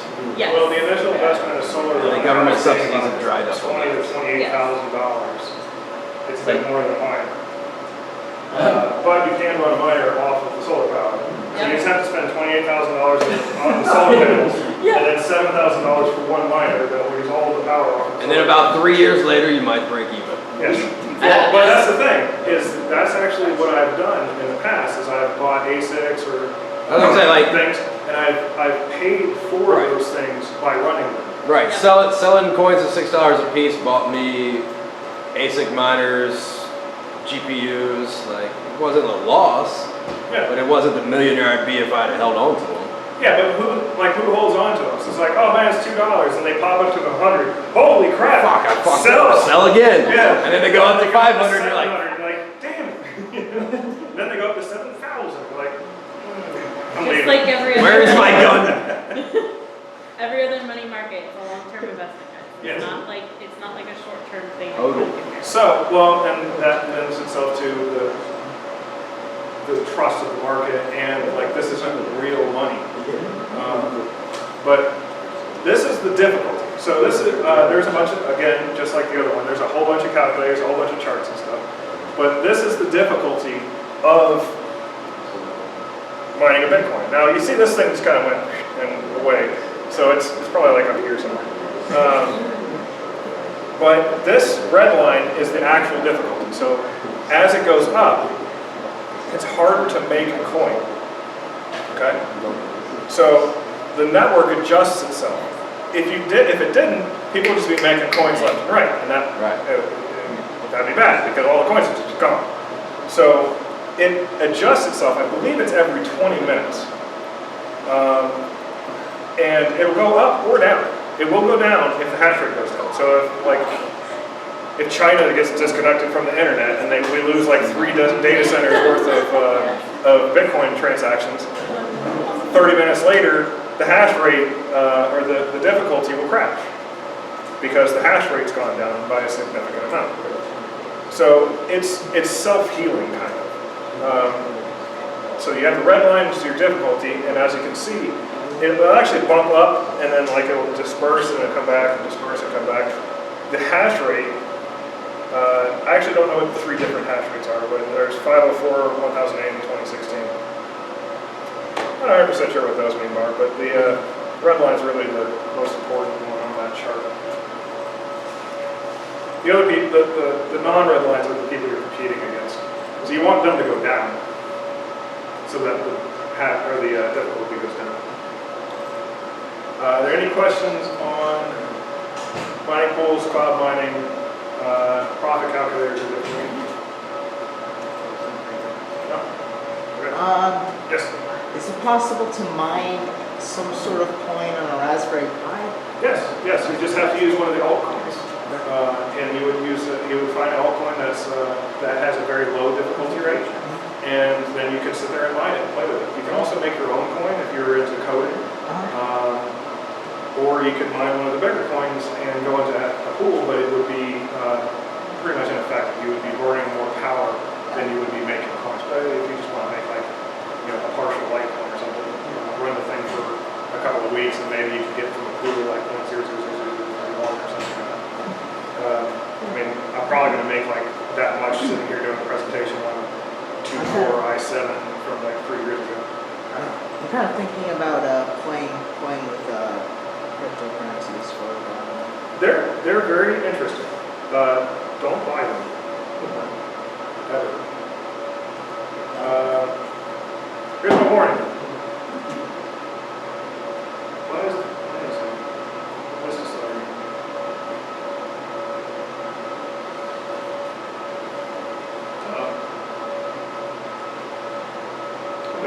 Okay, so I'll just tell you about it. So before the warning, I'll tell you what miners are. So, there are a couple of different methods of doing mining. There's 4 for hardware, okay? There's CPU mining, where you're using the central processing unit of the computer. That's the easiest method, because it's the easiest to code for. Because you're dealing with a processor that already has a code base, that all of your like C code or Java or whatever, all works for it. You can do a bunch of different platforms. You can scale it out. There's a ready and available amount of them. You can go out and buy CPUs and motherboards and stick them in racks and does stuff. And they're great, okay? But they're not nearly as efficient as GPUs for this particular task. So CPU mining was kind of the initial one. And when people started saying, oh, this is really cool, I wonder if there's a more efficient way of doing it. And they looked to the GPU, which is your graphical processing unit. GPUs have a couple of things that are really important to doing these hash rates, or these hash algorithms. One of them is they have a lot of processors on them. And they do floating point operations really, really, really well. And that's for graphics processing, because that's what the graphics processors need.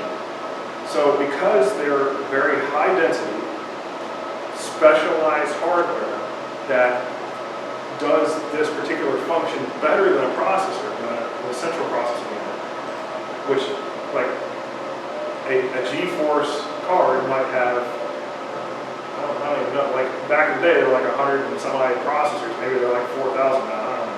But you have a lot of processors, whereas your CPU has 4. There's one advantage right there, and the other is the amount of floating point it can do. The third advantage is the speed of the memory. You wouldn't think that's actually important, but it's specifically important to escrows. The faster and more amount of memory you have, up to a point, the more efficient your operation is, because it has to do a lot of calculations. And that's actually one of the reasons that escrow was made, was it needed more memory, so it was harder to basically break down and build an ASIC for it or an FPGA. And along with a couple of other points that I don't know.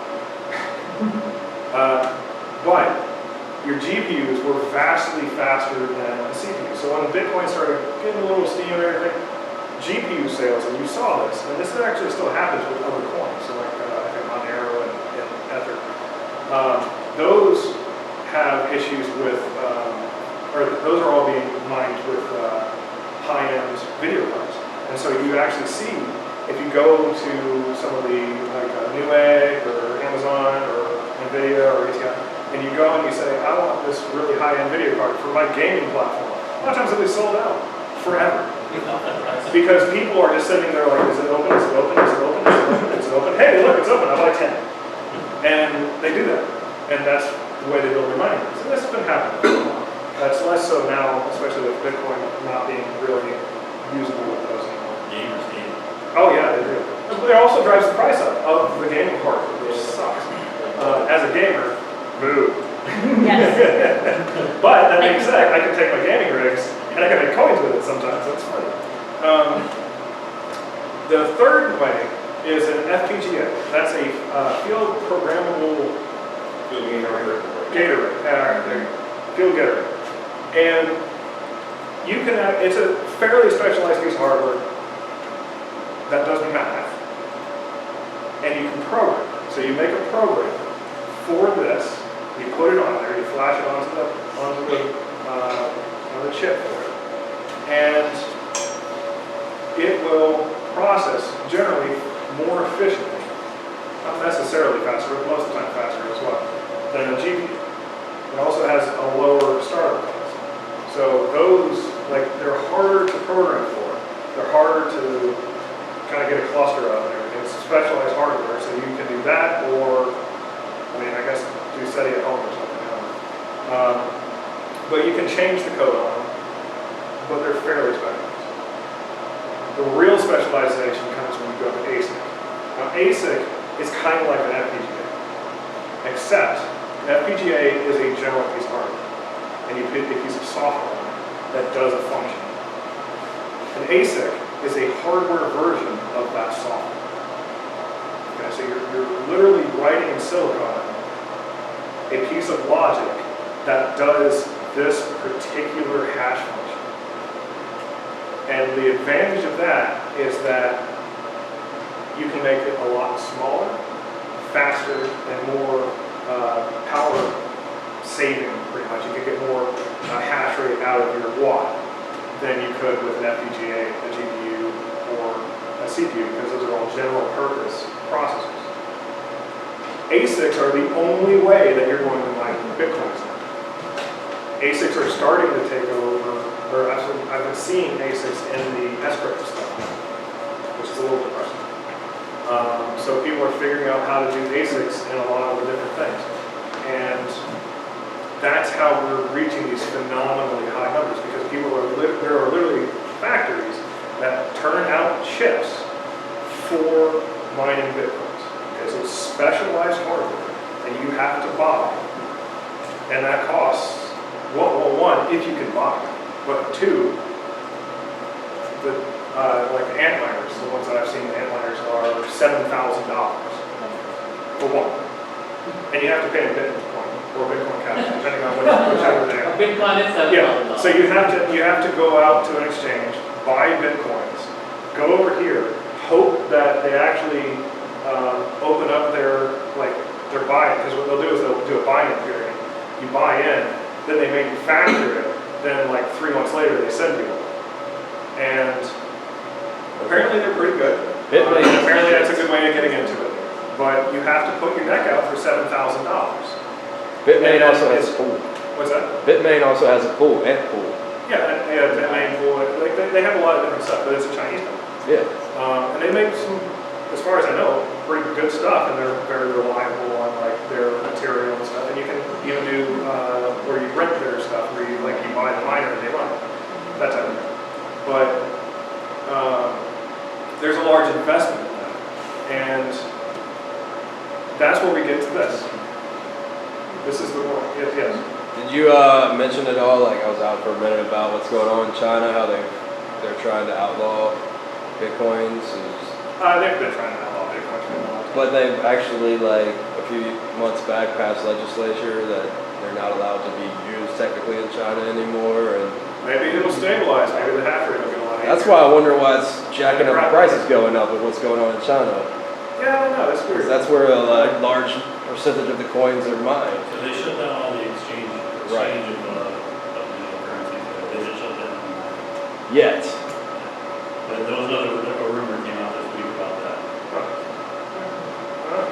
Maybe the prices, I don't know, if you were trying to sell a whole bunch, it wouldn't go up. Yeah, mining doesn't impact the price. Price impacts the mining. The mining would impact the speed of the network. Yeah. So if they take off, if they literally shut down all the mining in China, that would kind of suck.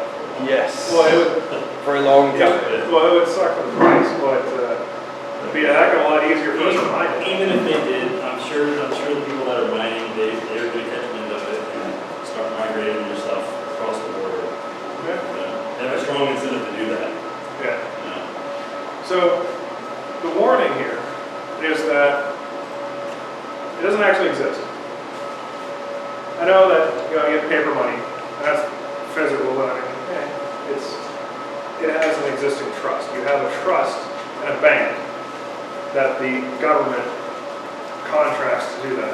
And I would say, it's associated with gold, but it's not. Not anymore, at least. But there's a level of trust you're dealing with here. And there's not an associated value. So if it goes from $7,000 to $1 tomorrow, you have nothing to show for it. That's why I say don't buy them. You can buy them, like let's say you're trying to do a short-term transaction. You want to say, I want to go and buy this thing and this guy's offering it for this. You can go to an exchange, buy it, and then send the Bitcoins to the other guy and do that. Or if you want to try to get into it and somebody only takes Bitcoin, something like that. That is obviously work. I would say if you are going to buy into Bitcoin, buy Bitcoin miner, because you're then manufacturing them in a limited sense. But because there's not really a state or a company or anybody behind it, it makes the markets extremely volatile. I mean, we went from $2,000 to $7,000 in the span of like a couple of months here, and that is stupid ridiculous. If the Wall Street people were on that boat, they would be like, hey, money, holy crap. But they don't know. Nobody knows. Because it's non-predictive. You can't really say, well, this company's doing really well, so they're gonna, their stock price is gonna go up, or this country's going to shit, so pull your money out of it. There's no pre-indicator. It just plummets or goes skyrocket just on the whim of the market. It is as close to a free market as you can get. Or like Silk Road disappears and then it plummets. Right. So it's as close to a free market as you can get. It's based on the whims of the people that have it. What do you think it'll be in like 4 or 5 years? Who knows? I use it and play with it today. I use it and I play with it today. I don't keep any money. I have miners, like the cloud miners now, that mine it. After I get like $100 or $200 worth of Bitcoins, I'll get it. What's that? You instantly go back into dollars? No, actually I've never pulled any money out. The only way that I've done things is I've gone and either bought more hashing power from a vendor, or I've gone and purchased items. And so like Bitcoin, and there was one that was Bitcoin store that's defunct now. But I bought video cards from them, I bought an inverter from them. I've turned that into material goods.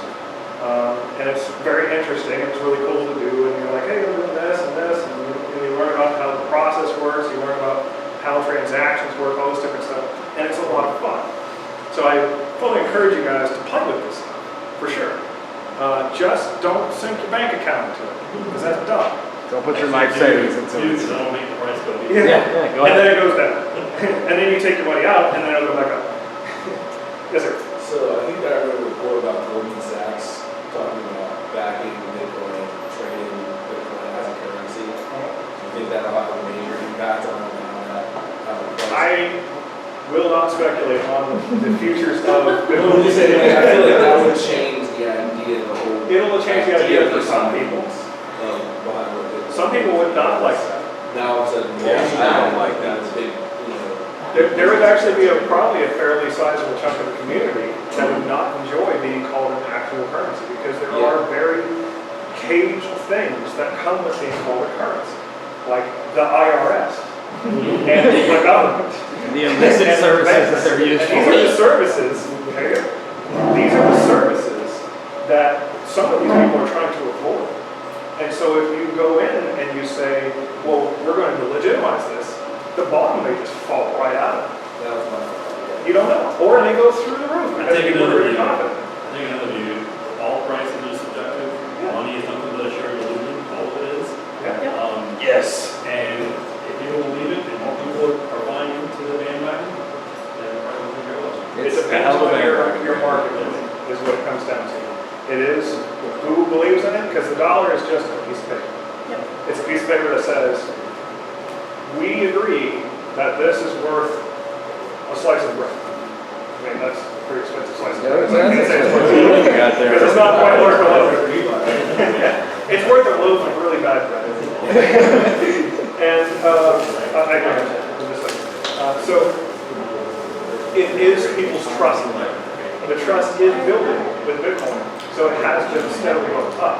However, people's trust is very, very fragile, and anything can ruin it. You don't know what can ruin it. It could be like Goldman Sachs comes in, everybody starts going up, it goes to $20,000, and then there's a scandal at Goldman Sachs that has nothing to do with this. And then everybody's just like, oh, dropped, and it's just gone. And that's the thing, is it's as free of a market as you can get in this context. And so you gotta watch out for that. So I'm just saying, don't break your piggy bank and throw everything at it. Play with it. Throw some at it. Do some mining. Maybe buy some.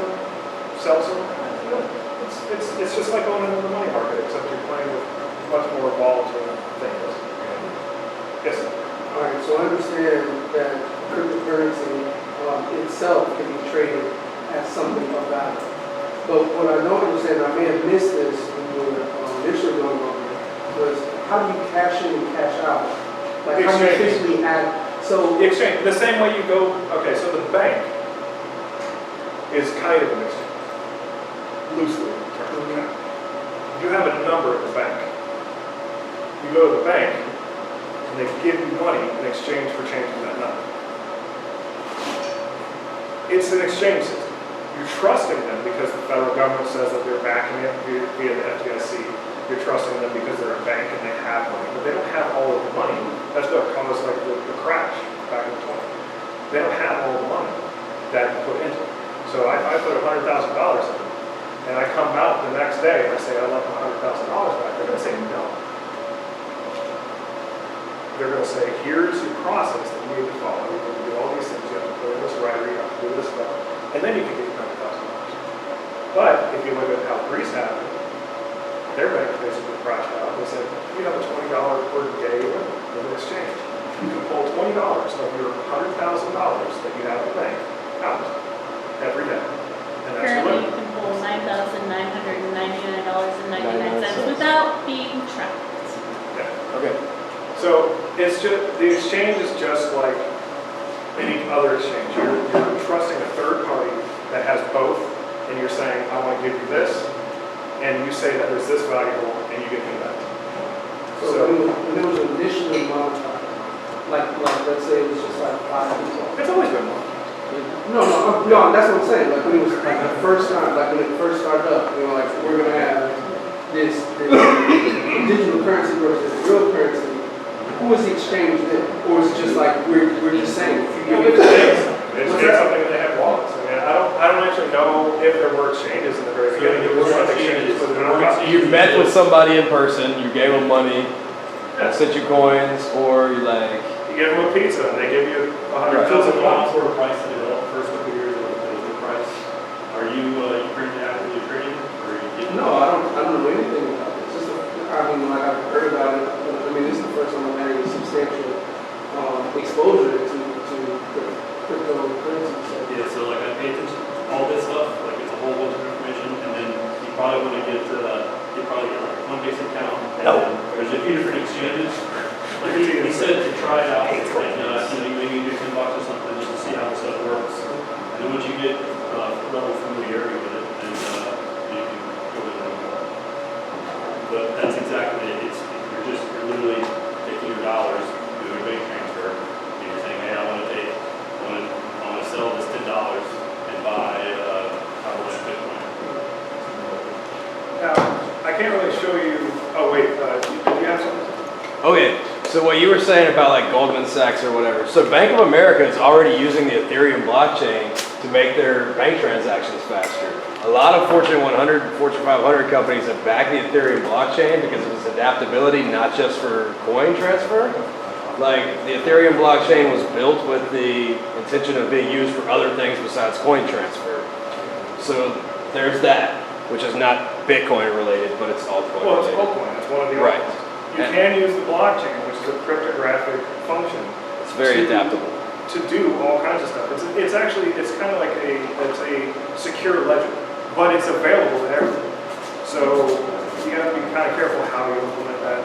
So there's a lot of ledger functions you can deal with. But that's the blockchain. You can implement a blockchain independently from any of this and not be associated with coins or anything like that. There's a release, I think it was yesterday, someone made a SQL database based off blockchain technology. So for some reason, I don't know why. So let me finish this up real quick and then I can let everybody kind of talk. So right here, this is actually, this is what a miner looks like. Now, it's an especially slow miner because it's on my laptop processor and it's been running for a while. And I would show you the pool, but it has my username on the top and it's not even showing up on there, it's so slow. So I'm probably literally doing nothing for myself right now. But right now it's hashing scrypt and I have 4 threads and you can see whenever a thread figures something out, it says, hey, you know, I've run this hash, or I've run a hash and I was running it that fast. And then once in a while I'll get an accepted hash. So I'm actually probably not getting, well actually I don't even know, it says boo, so it's probably bad, I don't know, it's been a while since I've played with these things. But, I'd say boo's bad. It's probably bad. Maybe it just got a little scared. Yeah, 0% accepted. Well yeah, it's probably this, turns into that, but 0% work done. it's been a long time since I've done these things, but if you were doing Bitcoin and you had like one of the really nice, like the ant miners or something, this would be in the terahashes, not the kilohashes. So you'd have like a 4 terahash miner, and it would just be pumping through these things. This thing would just scroll, and you would put that into a pool. And some of the pools are like Slush's pool. There's the ant pool. I used Slush's pool way back when.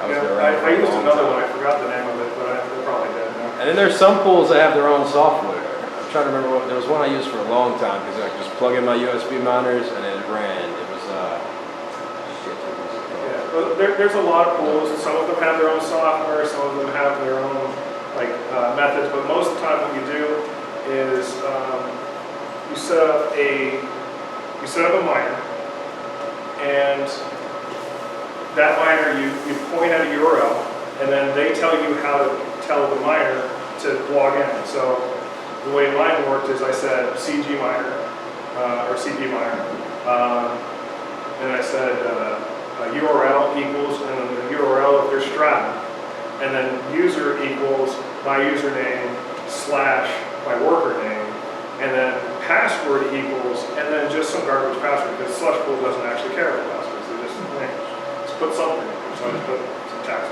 Password. And then you go and you mine, and you're contributing to that pool. And so that's what mining kind of looks like, if anybody was interested in that, which I'm sure you all are. So I guess we'll open it up for any other questions. I'll go ahead and go to the next slide. This is all, I'll actually try to post these, so you guys can all see them. I'll also post a video as well. Yes, sir? So what's the primary connection between, what's the primary connection between cryptocurrencies and Linux? Is it mainly the mining? Well, before a bunch of people leave, I just wanted to show you this. This is actually what a request address looks like down here. And so this is actually mine. So if anybody on the internet ever wants to send me some Bitcoin, that would be funny. But that's what they look like. And so you provide that to whoever, and they can send you coins via that method. So And briefly on that, you can, if you spend the CPU power to do it, you can actually generate your own vanity Bitcoin address. Really? Yeah. Fascinating. Mine's one MPOS, and then it's random. That's funny. Well, I'm sorry, what were you asking? My question? Yes. Alright, so when it comes to cryptocurrency, what's its primary relation to Linux? Is it just the mining, or is it? There's a lot of Linux tools to do it, and like it's pretty heavily used in the Linux environment. Like for a while, like you could help projects out by like, hey, I'll give them some Bitcoin or something. Like you want to buy a guy a beer, you give you his Bitcoin address, and you send them like whatever $6 for a Bitcoin, and it's just part of the freedom movement where you just have like freedom of speech, freedom of doing what you want to do. Anything that's worth anything, they're doing it in Linux. I think almost all the nodes, the Bitcoin nodes that do the actual maintaining that blockchain, they're all running Linux. Most of your miners are going to either be like, if this doesn't, I think this one actually has its own software. Yeah. So this one has firmware, but if I was to, let's say buy an amp miner, I could grab a Raspberry Pi, well, maybe not anymore, but I could grab a lower power computer, just run Linux on it, and plug the amp miner into it, and have that guy doing all of the accounting, and then the amp miner doing all the processing, my processor off, like a GPU would be on it, and I would use Linux for that. There are Windows ones, but I think there's less. So I think generally Bitcoin is kind of Linux-centric for the OS that people prefer, but that by no means that the other OSs are excluded. There's a lot of miners and wallets and stuff for Windows and Mac. A lot of them on Mac, probably Mac. But that's all like the bad side stuff. So like the people who are actually like you're using the Bitcoins or whatever, like they don't know anything about it. They're just like using it. Right? Well, you have an Android? You have an Android? I do. You're using Linux? No, I don't mean. I'm just saying, like most people that use Bitcoin are going to be using a little app, like the users of Bitcoin, not the people mining or doing any of the back-end stuff. They're going to be using their phone or their computer on a website or a personal wallet. There's probably not that many people that use a personal wallet. Most people would probably use services to do it. And that's going to be a phone wallet or a cloud service that you can access via your phone or your website or whatever. And those are pretty much agnostic. They're going to have an iOS version, they're going to have a Android version, they're going to have a Windows phone version. That's good. They'll have versions of these things for whatever, because they're trying to get market penetration. Because if you use them, just like a bank, if you put your money in a bank, that makes them money just by having it, and then they can lend it out to other people and make money off your money. They do the same thing, except they're kind of the money market people. You're going to skim that money. They're going to take a little percentage, very small percentage, Well, it adds up real fast. Yeah, like when you exchange your Bitcoins for whatever, they keep a percentage of it, a transaction fee. That's how they pay their bills and pay their staff. All right, any other questions? Perfect. Hope you guys enjoyed it. Thank you. Sorry it was a little long-winded, but I was hoping it wouldn't be too short. Very good. All right, the Lush, don't forget to tell Yes, us about we the will Lush. be going to the Lush. Let me pull it up. Dude, I thought that was my backpack for a minute. That was the same one. So where is this